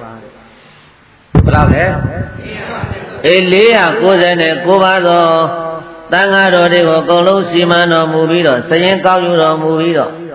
စီမံနေတဲ့အချိန်တဲ့တာဝရိဏနတ်ပြည်ကတရားမင်းကြီးရဲ့ပန္တုကပလာများကြောက်ဖြာတင်းလာတယ်ရမင်းကလူပြည်လမ်းကြီးနဲ့ဟာငါထိုင်နေတဲ့ပန္နုကပလာမြတ်တော်ဖြာကြီးတင်းပြီးတော့ပူပြင်းတဲ့ချင်းရကိုပြတယ်လူပြည်မှာဘာတွေများဖြစ်နေပါလိမ့်မလဲလို့လှမ်းကြည့်လိုက်တဲ့အခါကျတော့ဘုရားမှုရှိတဲ့တန်ဃာတော်499ပါးသူဏပရဏတိုက်ဝါနိစ္စခါမရွာအနီးကသန္တကုဏတာကျောင်းတော်ရာကြီးအလူခံဖို့လို့မြတ်စွာဘုရားကြွတော်မူလိမ့်မယ် အဲ့ဒါကိုသိတော့မှဝိသကြုံနတ်သားကိုခေါ်ပြီးတော့ရက်ထပြန်900တဲ့ဒီကနေ့ကခေါ်တာတော့ပန်းရထားလို့ခေါ်တယ်ဘုန်းကြီးတို့ဘုရားထိတင်တာပန်းရထားတဲ့ဘာလဲပရိသတ်ရဲ့ရှေ့တုန်းကရထပြန်လို့ခေါ်တယ်ရထကကောင်းကင်မှာပြန်နေတာပြတ်တဆောင်ကြီးနဲ့ရထ900ရထပြန်900ကြွမှာက499ပါးမြတ်စွာဘုရားတပါးတိတ္တရထပြန်900စီစဉ်လာတာအဲ့ဒါရထပြန်900စီစဉ်လာပြီးတော့ဇေတဝန်ကျောင်းရဲ့မုတ်တကားဝါမှာအရှင်တဲ့တရားမင်းကစီမံပေးထားတာမနဲ့လင်းကိုမြတ်စွာဘုရားနဲ့ယဟန္တာ499ပါးကအဲ့ဒီတရားမင်းကြီးစီမံပေးထားတဲ့ရထပြန်တွင်မှာတပါးလည်းရထပြန်တစ်ခုတပါးလည်းရထပြန်တစ်ခုတရင်3ပြီးတော့သွားလိုက်တာမြေတိုင်းနောက်ဆုံးရထပြန်မှာတပါးမှမပါဘူးနောက်ဆုံးရထပြန်တစ်ခုဒီတိုင်းဟောင်းလုံးကြီးပါသွားတယ်ကောင်းကင်ယံကနေပြီးရထပြန်က900တန်းက499ပါးတပါးလိုနေတယ်ဘယ်ယဟန္တာအတွက်မှလည်းမသိပါသွားရောအဲ့ဒီလိုကောင်းကင်ယံကနေပြီးတော့ရထပြန်နေအိန္ဒိယနိုင်ငံကနေပြီးတော့ဘုန်းကြီးတို့မြန်မာနိုင်ငံမကွေးတိုင်းခြေတုံးကခေါ်တော့သူနံပရဏတိုင်းအဲ့ဒီကိုရထပြန်နေတခါတည်းရောက်လာတဲ့အခါကျတော့ဝါနိစ္စခါမကြွားကိုမရောက်ခင်တဲ့အခုဘုန်းကြီးတို့အထက်ဆက်တော်ရာဘုရားခြေတော်ရာချမဲ့နေရာသစ္စာဗန္ဒတောင်တဲ့ဘာတောင်နဲ့လဲသစ္စာဗန္ဒတောင်ကိုရောက်တဲ့အခါကျတော့ရထပြန်900ကိုကောင်းကင်မှာမြတ်စွာဘုရားကခဏထားခဲ့ပြီးတော့ဘုရားရှင်တပါးတဲ့တောင်ထိပ်ကိုကြွတော်မူသွားတယ်အဲ့ဒီတောင်ထိပ်မှာဘုရားရှင်ကိုရောမြတ်ခေတ္တခဏသက်ရှင်တော်မူဘုရားဘာလာလှုပ်တာလဲတပါးတဲ့အဲ့ဒီသစ္စာဗန္ဒတောင်ထိပ်ကိုဘာလာလှုပ်တာလဲဆိုရင်ဘေသတ္တေအဲ့ဒီသစ္စာဗန္ဒတောင်ထိပ်ပေါ်မှာယသေကြီးတူရှိတယ်တဲ့သစ္စာဗန္ဒယသေတဲ့ဘာယသေတယ်လဲအဲ့ဒီသစ္စာဗန္ဒယသေဆိုတာဘုန်းကြီးတို့ပြေးသားရေဘယ်ဘဝကလာတာတုံးဆိုတော့မုတ်ဆိုးဘဝကနေယသေဝက်လာတာလူဘဝနဲ့တော့ကအလွန်ဆိုးပေါ့အဲ့ဒီရွှေဆက်တော်တော်ထဲမှာဟာဒီသစ္စာဗန္ဒ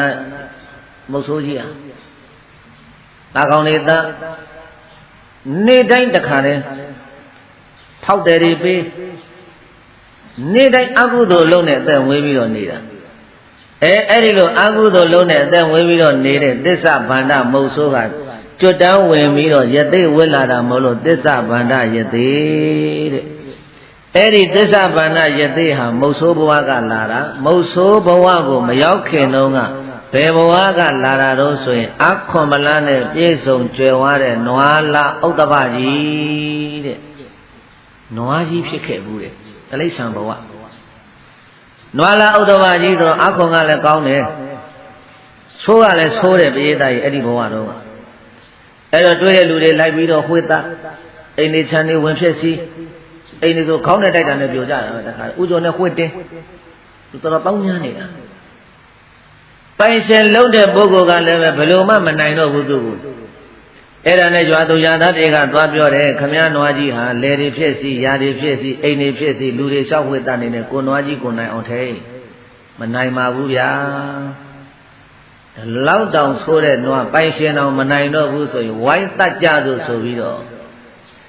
ရွာသားတွေတရွာလုံးဆိုပြီးတော့ဟာဓာတ်တွေကလှန်တွေကဒုတ်တွေကခဲတွေကအကုန်လုံးကင်ပြီးတော့ပြေးသားအဲ့ဒီနွားကြီးကိုဝိုင်းထုလိုက်ကြတာ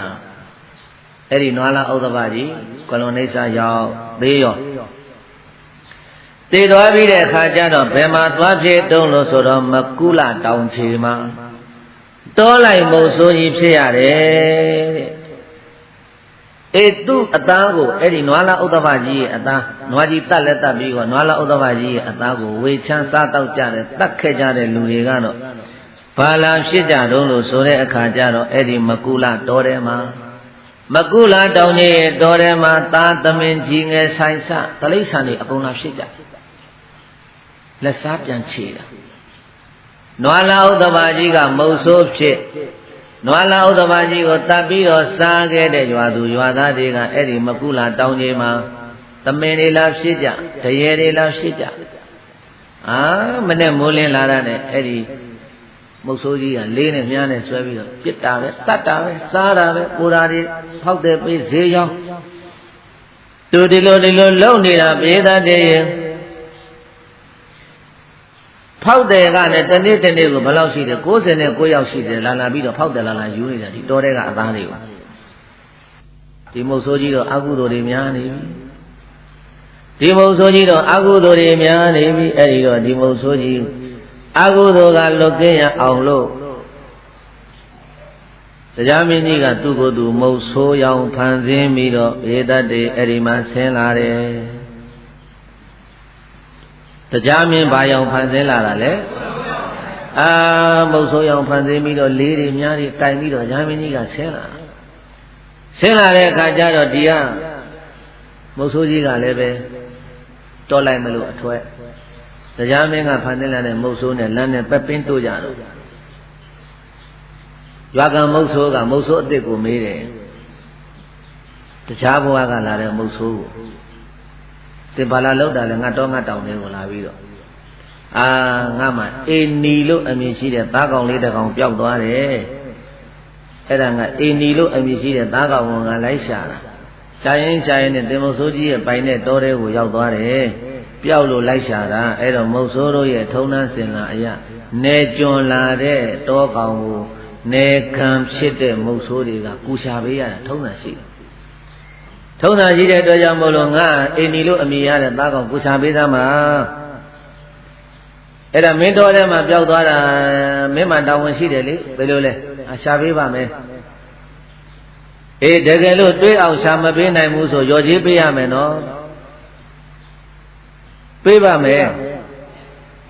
ရော်ကြီးမပေးနိုင်လို့ရှိရင်ဒီတော်တဲ့ကထွက်ခွာပေးရမယ်အဲ့ဒါမုတ်ဆိုးတို့ရဲ့စည်းကမ်းပဲကောင်းပါပြီလိုက်နာပါတယ်လို့ဆိုပြီးတော့ပေးတတ်ရင်အဲ့ဒီမှာတရားမင်းအောင်ဆောင်လာတဲ့မုတ်ဆိုးကြီးကသဘောတူညီချက်တွေရအောင်ယူပြီးတော့ကိုင်ခမည်းလေးနဲ့မြားကသိမကောင်းတော့ဘူးရော့ဟောဒီမှာကျုပ်လေးနဲ့မြားဒါအိနီတို့အမိရတဲ့သားကောင်ကိုပြစ်တဲ့လေးမြားခမည်းယူသွားပြီတော့လို့ဆိုပြီးတော့ဘုန်းကြီးတို့ပြည်တာတရားမင်းကတကိုးနဲ့လေးညှို့ကိုတင်ပြီးတော့ပေးလိုက်တာလေးညှို့ကိုတင်ပြီးတော့ပေးလိုက်ပြီးတော့တရားမင်းကဒီကောင်ဘာဆက်လို့မလဲဆိုပြီးတော့ငါရှာခိုင်းတဲ့အိမ်နီလို့အမိရတဲ့သားကောင်ကိုရှာမလားမရှာလားဆိုပြီးတော့တရားမင်းကပြေးတိုက်တောင်ဆွဲလေးတစ်ခုကနေပုံပြီးတော့သူ့ကိုကြည့်နေတယ်တဲ့အဲ့ဒီမုတ်ဆိုးကြီးရဲ့လောက်ရကိုကြည့်နေတာအဲ့ဒါတရားမင်းပုံခဲ့တဲ့တောင်ကိုတရားပုံတောင်တရားဘုံတောင်ဆိုပြီးတော့အခုဘုန်းကြီးတို့ဆွေဆက်တော်မှာရှိပါတယ်တရားဘုံတောင်ဆိုတာတရားမင်းပုံခဲ့တဲ့တောင်အဲ့တော့မုတ်ဆိုးကြီးတရားမင်းတင်ပေးလိုက်တဲ့လေးနဲ့မြားကင်ဆွဲပြီးတော့သားကောင်တွေကိုလိုက်ပြီးတော့ပြစ်ခတ်ရင်းနဲ့အိမ်နီလို့အမိရတဲ့သားကောင်ကိုလိုက်ရှာတာသားကောင်တစ်ကောင်တွေ့တော့သူ့လေးနဲ့သူ့မြားလို့ထင်ပြီးတော့ပြစ်လိုက်တာဘယေတကြီးလေးညှို့ချလို့မရဘူးတဲ့လေးညှို့ချလို့မရချွေတီကြားပြီးတော့အဲ့ဒီမှာစိတ်ညစ်နေတာငါတလောက်အခွန်မလောက်ကောင်းတဲ့သားနဲ့ဒီလေးနဲ့ဒီမြငါဘာဖြစ်လို့ပြစ်လို့မရတာပါလေဆိုပြီးတော့ပြစ်ကြည့်လေမရလေပြစ်ကြည့်လေမရလေချွေတီကြပြီးတော့အဲ့ဒီမှာတခါတော့မုတ်ဆိုးကြီးစိတ်ညစ်နေတာအဲ့တော့မှပုံနေတဲ့တရားမင်းအောင်ဆောင်လာတဲ့မုတ်ဆိုးကထွက်လာပြီးတော့မုတ်ဆိုးကြီးတင်လေးနဲ့ညာတဲ့ငါပေးလိုက်တာဘယ်လိုလဲအခုလေးညှို့လေးတောင်မှချလို့မရပါလားမချနိုင်မတင်နိုင်ဖြစ်နေပါသလားအဲ့တော့သင်ဒီဒုက္ခကလွတ်ချင်သလားလွတ်ချင်ပါတယ်အဲ့ဒါဆိုလို့ရှိရင်ငါရဲ့သစ္စာစကားကိုခံယူရလိမ့်မယ်သင်ကဘာမို့လို့သင်ရဲ့သစ္စာစကားကိုခံယူရမှာလဲငါတရားမင်းပဲတဲ့ဆိုပြီးတော့အဲ့ဒီမှာကိုထင်ရှားပြတော့မှမုတ်ဆိုးကြီးကသစ္စာဘာနာမုတ်ဆိုးကြီးကနည်းနည်းကြောက်သွားတယ်ဘယေသားတရားမင်းကိုယ်တိုင်ဆင်းလာတာဆိုတော့အဲ့ဒါနဲ့ gain ဘာသစ္စာစကားခံယူရမှာလဲပြော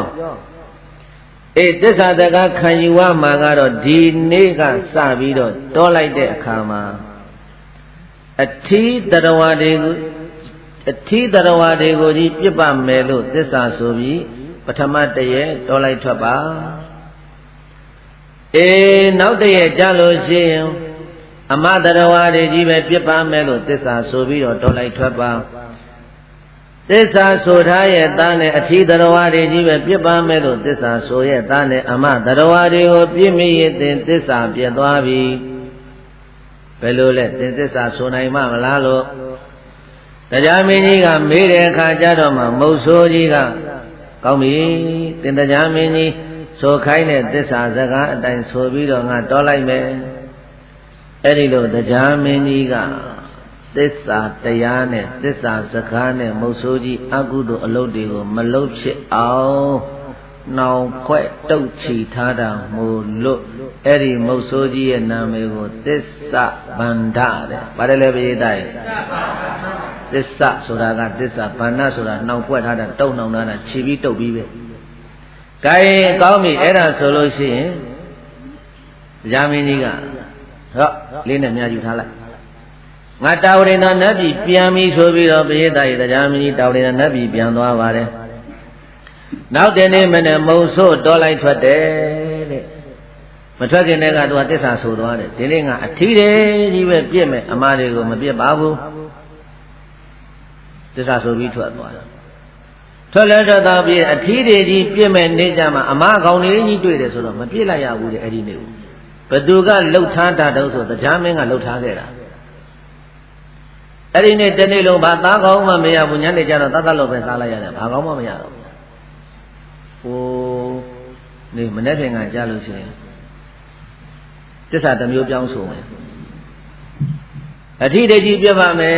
ဆိုတော့လေအမတကြီးတွေ့တယ်အမတကြီးပြတ်မယ်ဆိုတဲ့နေ့ကျအထီးတကြီးတွေ့တယ်ဆိုအဲ့ဒီလိုနဲ့ပရိသတ်ရဲ့အဲ့ဒီမုတ်ဆိုးကြီးတောထဲမှာလေပထမနေ့လည်းပဲမရဘူးဒုတိယနေ့လည်းမရဘူးတတိယနေ့လည်းမရဘူးအဲ့ဒီလိုနဲ့နောက်ဆုံးတော့သစ္စာဘာနာမုတ်ဆိုးကြီးဟာစိတ်ပြက်လက်ပြက်နဲ့လေးတွေမြားတွေကိုတောင်ပေါ်ကနေတောင်အောက်ကိုပြစ်ချပြီးတော့တောင်ပေါ်မှာရသေးဝစ်ပြီးတော့နေလိုက်တယ်တဲ့အဲ့ဒီသစ္စာဗန္ဒရသေးကိုမြတ်စွာဘုရားရှင်ကိုတော်မြတ်ကတရားဟောတော်မူမလို့တောင်ထိပ်ကိုခဏဆင်းတာရထပြန်900ကအဲ့ဒီတောင်ပေါ်ကကောင်းကင်ပေါ်မှာတခါတည်းတန်းစီပြီးတော့နေတာမြတ်စွာဘုရားရှင်ကိုတော်မြတ်ကြွတော်မူလာတော်ကိုမြင်လဲမြေရောသစ္စာဗန္ဒရသေးရဘုရားကိုယုသေးစွာလက်ဦးချီးမွမ်းရှိခိုးလို့မြတ်စွာဘုရားထံတော်နားမှာထိုင်နေတာဘုရားရှင်ကိုတော်မြတ်ကအဲ့ဒီသစ္စာဗန္ဒရသေးကိုစတုသစ္စာကထာဒုက္ခကဒီလိုဟဲ့သမုဒယကဒီလိုဟဲ့និရောဓကဒီလိုဟဲ့မက္ခကဒီလိုဟဲ့နဲ့ဘုရားရှင်ကိုတော်မြတ်ကသစ္စာ၄ပါးတရားတွေကိုဟောတော်မူလိုက်တာဒေသနာဝတ္တနေဘုရားရှင်ကိုတော်မြတ်ဟောတော်မူတဲ့ဒေသနာတော်ဆုံးမှာသောထိုသစ္စာဗန္ဒယသိကြီးသည်အရဟတံကိလေသာအသောခွာလျောကုန်ခန့်တဲ့ယဟန္တာဖြစ်သောပါပုနီကောင်းစွာမဲ့သွေဆိုင်ရောက်တော်မူခဲ့ပါပေသတည်း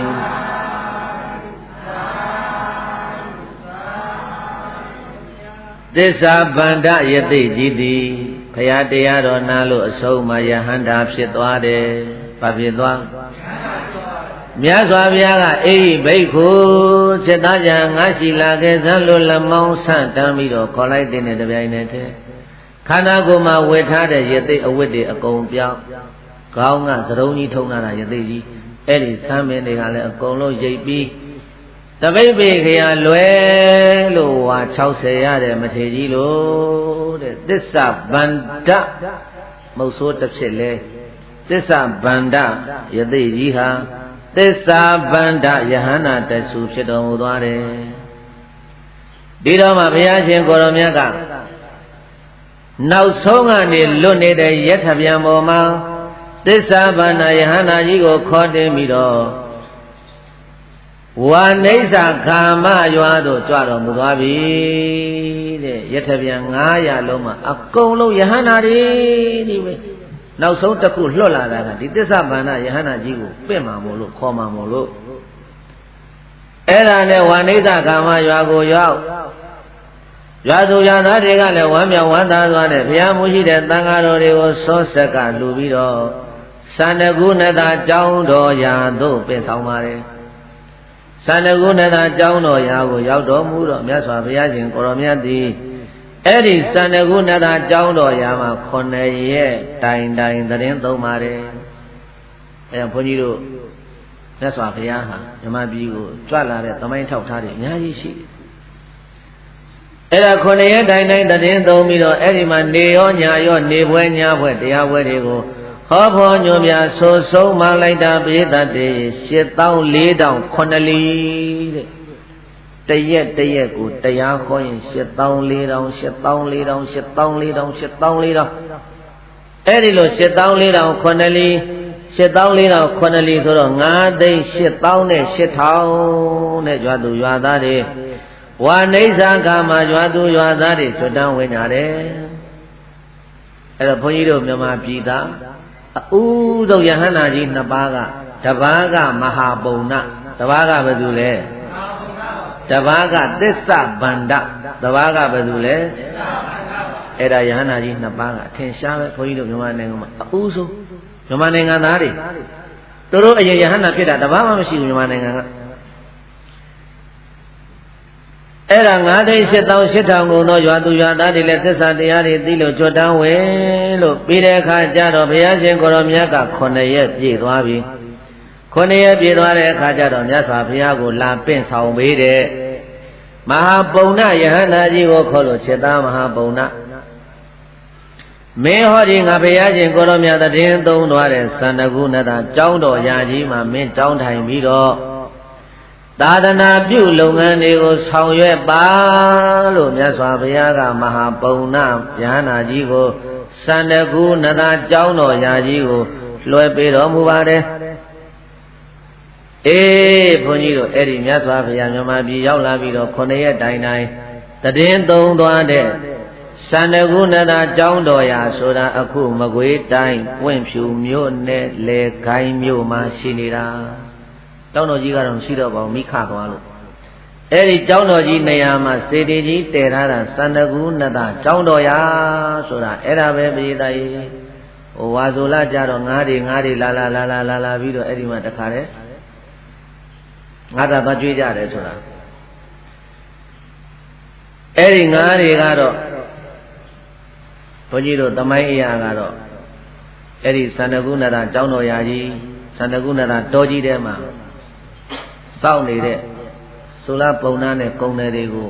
ပင်လယ်ထဲမှာတတ်တဲ့ဘလူးတွေအဲ့ဒီဘလူးတွေကငါဖြစ်တယ်လို့အဲ့ဒီလိုတော့ဆိုရှိပါတယ်ကဲထားလိုက်ပါတော့အဲ့တော့ဘုန်းကြီးတို့ဒေသနာတော်ရှိတာပဲပြောလိုက်ကြသို့အဲ့တော့အခုဘုန်းကြီးတို့မြတ်စွာဘုရားရှင်ကိုရောမြတ်သတင်းသုံးသွားတဲ့သန္တကုဏတာကျောင်းတော်ရာဆိုတာ9ရက်တိုင်ဘုရားရှင်ကိုရောမြတ်သတင်းသုံးသွားတဲ့နေရာဒါကြောင့်ဗုဒ္ဓဂယာဆိုတာဗုဒ္ဓရဲ့သတင်းသုံးခဲ့တဲ့နေရာမြေမြမဟာဘုန်းကြီးတို့မြန်မာနိုင်ငံမှာလည်းဗုဒ္ဓဂယာဆိုတာရှိတယ်ဘုရားသတင်းသုံးသွားတဲ့နေရာအခုဘုန်းကြီးတို့အိန္ဒိယသွားတဲ့ဗုဒ္ဓဂယာဆိုတာဘုရားသတင်းသုံးသွားတဲ့သာဝတိဖူးရတယ်ရာဇဂိုဖူးရတယ်ဘုရားသတင်းသုံးတဲ့ဗောဓိပင်ကြီးဖူးရတယ်ဗုဒ္ဓဂယာသွားတယ်ဆိုတာဒါပဲအဲ့တော့ဘုန်းကြီးတို့မြန်မာနိုင်ငံမှာလည်းပဲဗုဒ္ဓဂယာဟာရှိပါတယ်ဓမ္မတော်ဆိုရင်အဲ့ဒီခုနတုန်းကဘုန်းကြီးပြောခဲ့တဲ့သန္တကုဏတာကျောင်းတော်ရာကြီးအဲ့ဒါမကွေးတိုင်းပွင့်ဖြူမြို့နယ်လေခိုင်းမြို့မှာအဲ့ဒီသန္တကုဏတာကျောင်းတော်ရာဆိုတာအခုတော့ကျောင်းတော်ရာစေတီဆိုပြီးတော့စေတီကြီးလုံးတော်ပြည့်ရွှေသင်္ကန်းကြီးကတ်ထားတာဖူးခဲ့ရပါတယ်အဲ့တော့ဘုန်းကြီးတို့အဲ့ဒီသန္တကုဏတာကျောင်းတော်ရာကြီးကိုမဟာပုံနာမထေရကြီးလက်ထဲကိုအပ်ပြီးတဲ့အခါကျတော့ဘုရားရှင်ကိုရောမြတ်သည်ဝနိစ္စကာမကြွာမှာအပြန်နမထာမြစ်တဲ့ဗာမြစ်တယ်လေရှေ့ကခေါ်တော့နမထာမြစ်တဲ့ကနေတော်မန်းချောင်းတဲ့မန်းရွှေသက်တော်ဆိုတာအဲ့ဒါပဲပြည်သားကြီးမန်းချောင်းဘေးမှာရှိလို့မန်းရွှေသက်တော်လို့ခေါ်တာမြတ်စွာဘုရားရဲ့စက်ဖွားမြတ်စွာဘုရားရဲ့ရွှေဖွားတော်ဒီချထားခဲ့တဲ့အရာမလို့မန်းဆက်တော်မန်းချောင်းဘေးမှာရှိလို့အခုတော့မန်းချောင်းခေါ်တာရှေ့ခေတ်ကနမထာမြစ်တဲ့အဲ့ဒီနံပါတ်မြေကမ်းကိုဘုရားရှင်ကိုရောမြတ်ရောက်တော်မူတဲ့အခါကျတော့နံပါတ်ငကားမင်းကြီးကနံပါတ်မြေထဲကနေထွက်လို့ဟဲ့မြတ်စွာဘုရားကြွလာတယ်ပူကြသူဆိုပြီးတော့မြတ်စွာဘုရားထွက်ဖူးတာမြတ်စွာဘုရားထွက်ပြီးတော့ဘုန်းတော်ကြည်တော်မူသောမြတ်စွာဘုရားမြမပြည်ရောက်တုံးကြုံတော့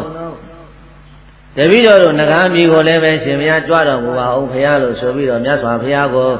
နမရနဂါမင်းကြီးကပင့်သွားတာတဲ့ဘုရားနဂါပြည်ကြွသွားတယ်နဂါပြည်မှာနဂါတွေကိုတရားဟောလို့ပြီးတဲ့အခါကျတော့နမရမြစ်ကမ်းကိုပြန်ရောက်လာနဂါပြည်ကနေပြီးတော့နမရမြစ်စောက်နဂါမင်းကြီးကမြတ်စွာဘုရားကိုမြစ်ကမ်းချိပြန်ပို့ပေးတယ်ပြန်ပို့ပြီးတဲ့အခါကျတော့အဲ့ဒီမြစ်ကမ်းနှစ်ဖူးမှာမြတ်စွာဘုရားကိုရိုသေသွားလက်ဥချီမိုးရှိခိုးပြီးတော့မြတ်စွာဘုရားတပည့်တော်တို့ရှင်ဘုရားနောက်လဲတပည့်တော်တို့မြန်မာပြည်ကြွမှာမဟုတ်တော့ဘူးအဲ့တော့ရှင်ဘုရားကြွတော့ဂျုံတော့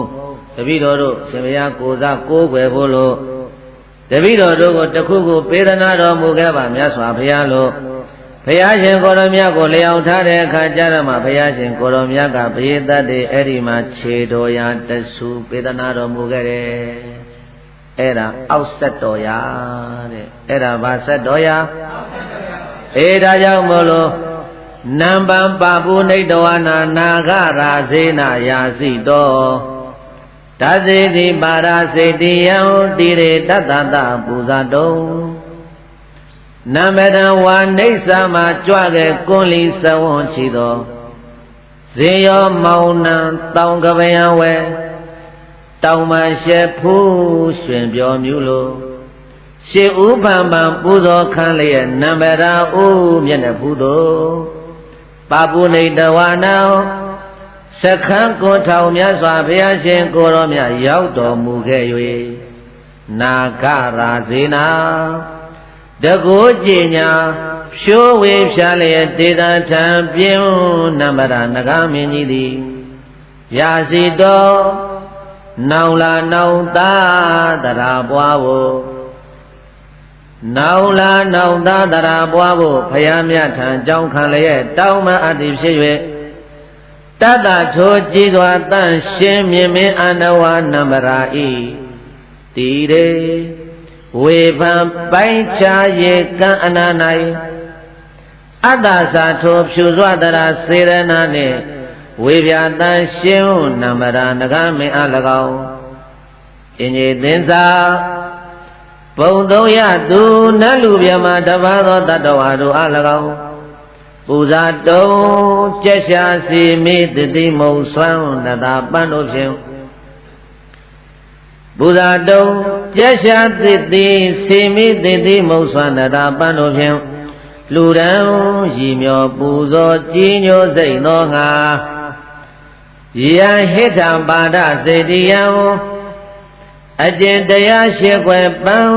ဆန်းကျဲဆုံးစွာအောက်ခြေတော်ရာစေတီတော်မြတ်ကိုတတေတိပူဇော်ကိုယ်ွယ်တကိုးကျွဲအောင်မိုးလေလာဝွန်တီထုံးမကလင်းလင်းပါလျက်နင်းပြချာထမ်းတော်မူခဲ့လေပြီတံခိတံပါဒစေတိယံထိုတရားရှိခွဲပန်းစံကျဲဆုံးစွာအောက်ခြေတော်ရာစေတီမြတ်ကိုအာယုံနာနှပြငါခန္ဓာကိုသူငါမဲခေါ်ဘုရားတပည့်တော်သည်မယံယုံနာနှပြငါခန္ဓာကိုသူငါမဲခေါ်ဘုရားတပည့်တော်တို့သည်နမေနမမိဂုံတော်ထုံမွန်းပုံတော်မှန်၍ချီမွန်းတော်ဘနာတရာယွကျိုးလက်ဆုံးမိုးကရှေခိုဦးညွတ်ကြပါကုန်၏မြတ်စွာဘုရားမြတ်စွာဘုရား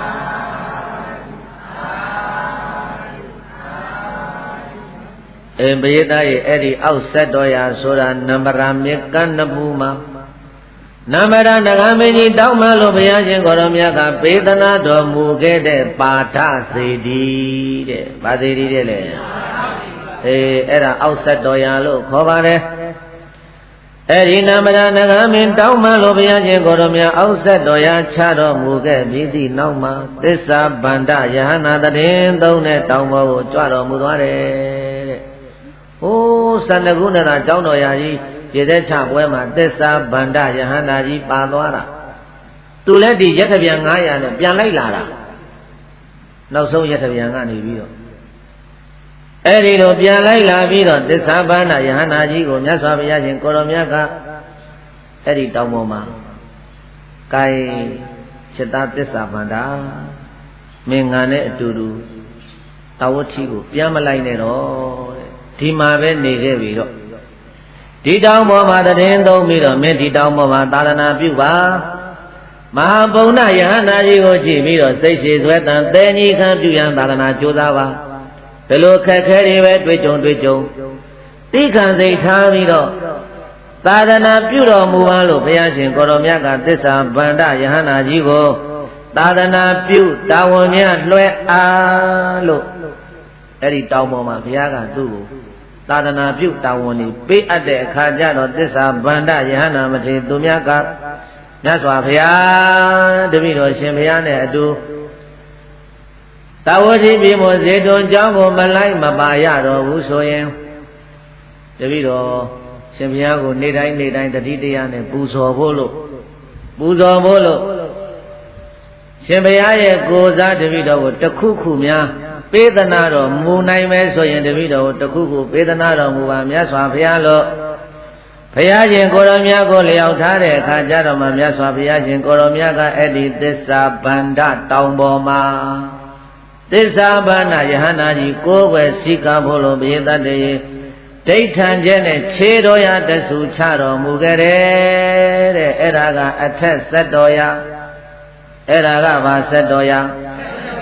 Ê đá cháu bồ lộ tết xa bàn đá tát đồ khăn đồ ya ya si đồ tê na tát thá sa Kana Peti Patana Mi Tateti Para Linsanao Nayako Yimu Le Pao Nivan Tao Do Bo Sao No Muda Do Mya Swabaya Shin Koromya Jidi Tedo Tho Tao Ma Liao Yin Nambara Nagami Sanda Ao Chiroya Dasu Cha Nindo Mu Bidi Nauma Desa Bandao Mai nhô gì màu hoa sao đi Trong tết sắp ràng thét tổ Cảnh đào hoa sông xe con lý Phian chỉ đồ mù ghé bí về Tê na thô tao mê em nhì xuế lý Phía nhà tết sắp bàn đá mà thê mian đi Yà xì đô Ê xin bê yá yì nâu đô đô Đá dạy đá bí đô mà lá yà bá mù Bù đô dạy yà tà na bà hù Xe bia bao su tao mà mù gò trong biểu điểm xế duy Ta đá sao Cầm mẫu ye khá xa lá xa bè Chạy yếu nuê đồ Phong duệ tê do anu bò chào Phong duệ tê do anu bò chào Bù do lê yào phú quyên sao đi Bù do lê yào phú quyên sao đi Thổ tông tết xa bàn thân ai lý Kana Peti Patana Mi Miết xế tàu nhô bông số mây chết Đã khét nè đó chọc xa áp yên này Yam Para Linsanao A chên a cán tí ta ta phong yông sông lệ khana Chê rô ya ma dê đi mya cô Ta tê đi bù dò cô quê đô cô chuê ao Mô lệ la hôn tí thô mẹ cả lên lên ba liền nên bia chá chá đồ mù ghé lê bì Đăng Para Linsanao Thô tông thấy thơ mê bùa dì yên đi Xin bên nê a thét chê đồ ya dê đi mẹ cô A yông na nà bia ngà khá na cô tu ngà mẹ khó khá yá thơ bì đồ đi Mê yông na nà bia ngà khá na cô tu ngà mẹ khó khá yá thơ bì đồ đi Nami Namami Cô nâu nè lâu Tâu mà biao mà ngô lê yo yuê Gà rô mìa nô lê sầu mô gà Xê khô u nhô chá bà gô y Nhá xoa phaya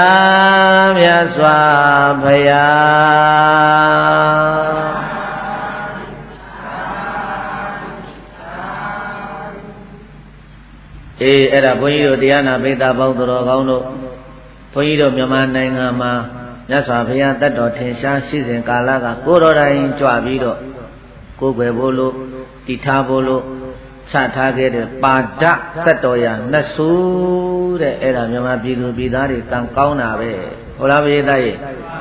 Ê bông yô yau đoá đô A thét sát đô ya jī gà Sê tì jī nè ốc thá bà đê Thét sát đô ya Sê tì jī nè ốc thá đô Bông yī gà mê Bà bê đô sê tì jī nè ốc thá đê lê အောက်ဆက်တော်ရာကတော့ဒီတိုင်းမြင်ရတယ်ထက်ဆက်တော်ရာကစေတီကြီးနဲ့အုပ်ပြီးစေတီကြီးတည်ပလိုက်တယ်ဒီဘက်ကခါကပုံတူထုထားတာတကယ်ဘုရားချခဲ့တဲ့ဆက်တော်ရာမဟုတ်ဘူးအဲ့ဒီတောင်ပေါ်မှာစောက်ရှောက်နေတဲ့ဘုန်းကြီးကအဲ့ဒီမြတ်စွာဘုရားဆက်တော်ရာချခဲ့တဲ့ကြောက်ဖြာကြီးကိုဒီပင်တနေရာကိုရွှေ့တာဘေးတိုင်ရွှေ့တော့အဲ့ဒီမှာဆက်တော်ရာကွဲသွားတာကြောက်ဖြာကြီးကွဲသွားတာမို့လို့အဲ့ဒီပုံမှာငုံပြီးတော့စေတီတဲပလိုက်တာ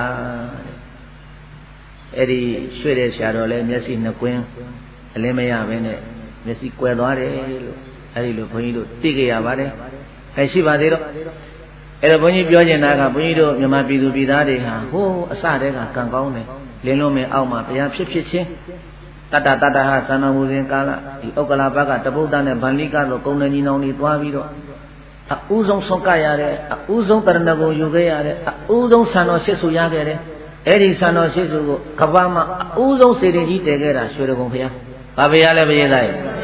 အဲ့ဒီတော့တော်ပြီဘုန်းကြီးပြောချင်တာကဘုန်းကြီးတို့မြန်မာပြည်သူပြည်သားတွေကဘုံနဲ့ကံနဲ့တဘာနဲ့လာကြတာကိုကံကိုကိုမမေ့ကြတို့မြန်မာပြည်မှာလူပြည့်ရတာတက်ကံကောင်းတာပဲတို့ကတကယ်ကုသိုလ်ရှင်ကြီးတွေပဲအဲ့ဒါကိုအတိတ်ကလုပ်ခဲ့တဲ့ကုသိုလ်ကံကြီးကိုမမေ့ပဲနဲ့ပြစ္ဆုတ်ပံမှာလည်းပဲကုသိုလ်ကံတွေနဲ့ဟောထုတ်ကြယခုဘုန်းကြီးဒီတရားကိုဟောရခြင်းရဲ့ရွယ်ချက်ပြောပြီးပါပြီမဟာပုံနာမထေရကြီးရဲ့စိတ်ဓာတ်နှလုံးသားဟာဘလောက်ကြည်ညိုဖို့ကောင်းလို့ဆိုတာသာသနာပြုခီးကြွတော်မူမယ်ဆိုတော့အဆင့်ဆင့်နဲ့မြတ်စွာဘုရားကမေးတာမင်းအခက်ခဲတွေတွေ့တဲ့အခါမှာမင်းဘလို့ဖြေရှင်းမလို့ဆိုတာကိုအဲ့ဒီလိုမဟာပုံနာတို့ရဲ့စိတ်ဓာတ်မျိုးကိုမွေးပြီးတော့အလုံးသောဘုန်းကြီးတို့ဗုဒ္ဓဘာသာသူတော်စင်များဘာသာရေးသာသနာရေးဆောင်ရွက်တဲ့နေရာမှာခန္တီတရားလက်ကင်ထားပြီးတော့ဆောင်ရွက်နိုင်ကြပါစေမဟာကာမဝါနိစ္စရွာကမဟာကာမဝါနိစ္စသာရွာသားအရှင်မဟာပုံနာကြီးရဲ့ထုံးကိုနှလုံးမူပြီးတော့သာသနာပြုလုပ်ငန်းတွေဆောင်ရွက်နိုင်ကြပါစေလို့ဆိုတဲ့ဒီရွယ်ချက်ဖြင့်ခဏိခေါ်တော်ဝါနိစ္စကာမနှလုံးသားဆိုတဲ့တရားဒီမှာနေပြီးပါပြီလို့ဟုတ်ပြီလားဘုရားသားကြီးကဲဆိုလိုက်ပေါ့ဗုဒ္ဓသာသနာနေလို့လင်းဖို့ဘာသာအသင်းတို့ဆောင်ရွက်နေအသင်းဆိုတာလူတွေများလို့ဒီခံတရားတော်လိုအပ်ပေဒီမခံနိုင်လျင်ထိုအသင်းမှာလူတွေချင်းချင်းမညီညွတ်ပေမညီညွတ်ရင်ဘာသာအသင်းမှာအချိန်တိုတွင်ပျက်စီးမလေရှင်ပုံနာလိုစိတ်ဓာတ်မွေးလိုသာသနာရေးမှုကြိုးစားလေခန္တီတရားလက်ကင်ထားကျင့်သွားနိုင်ပါစေအဲ့ဒါကြောင့်ဝါနိစ္စကာမနှလုံးလှထွန်းပရောင်ဝါတည်တတ်နိုင်ပေတာဗုဒ္ဓသာသနာနေလို့လင်းဖို့ဘာသာအသင်းတို့ဆောင်ရွက်နေအသင်းဆိုတာလူတွေများလို့ဒီခံတရားတော်လိုအပ်ပေဒီမခံနိုင်လျင်ထိုအသင်းမှာလူတွေချင်းချင်းမညီညွတ်ပေမညီညွတ်ရင်ထိုအသင်းမှာအချိန်တိုတွင်ပျက်စီးမလေရှင်ပုံနာလိုစိတ်ဓာတ်မွေးလို့သာသနာရေးမှုကြိုးစားလေခန္တီတရားလက်ကင်ထားကျင့်သွားနိုင်ပါစေအဲ့ဒါကြောင့်ဝါနိစ္စကာမနှလုံးလှထွန်းပရောင်ဝါတည်တတ်နိုင်ပေတာသေတိတော်မေအယံဓမ္မောဗုဒ္ဓေနာခိစ္ဆပါတိတော် ဒေနာသဗေဒုက္ခယံတုဇနာဣဋ္ဌသမင်္ဂိနောဗုဒ္ဓေနာအရဟတသုတယံဘူကိုင်းတုနိုင်မမြင်ခောဓမ္မဘုရားရှင်သည်အာယတဘာတိတောထံကရိုင်းဘယပြပြသာသာထိကရုပ်ဆိုရဟောကြားအပ်သောအယံဓမ္မော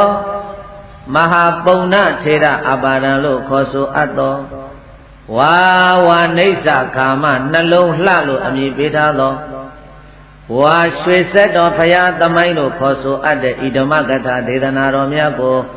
မေမယငါသည်ဒေတိတော်ဒုဒကာဒကမတွေသိစေမစေကျင့်ကြနိုင်ကြပါစေဤအနေဖြင့်ကောင်းစွာမသွေဟောကြားတော်မူခဲ့ပါပေပြီဒေနာထို့သောရှိဘူးဓမ္မဒါနဓမ္မသဝနာဘာဝနာမေယပုံညကရိယာကုသိုလ်တို့ကြောင့်တဗ္ဗေကျွမေဟောသုံးလုံးစုံကုန်သောသနာတရားနာရောက်လာပေါင်းများစွာတို့သည်ဣဒ္ဓသမင်္ဂီနောမိမိတို့အသည်အလိုရှိရာတောင်းတာအပ်သောဣဒ္ဓမင်္ဂလာကျက်သည်ဖြာဖြာတို့နှင့်ပြည့်စုံညကုန်သည်ဖြစ်၍ဒုက္ခယံတုယနေ့ကစနိဗ္ဗာန်ရောက်ကြသည့်ဘဝတိုင်အောင်စိတ်ရွှင်လန်း၍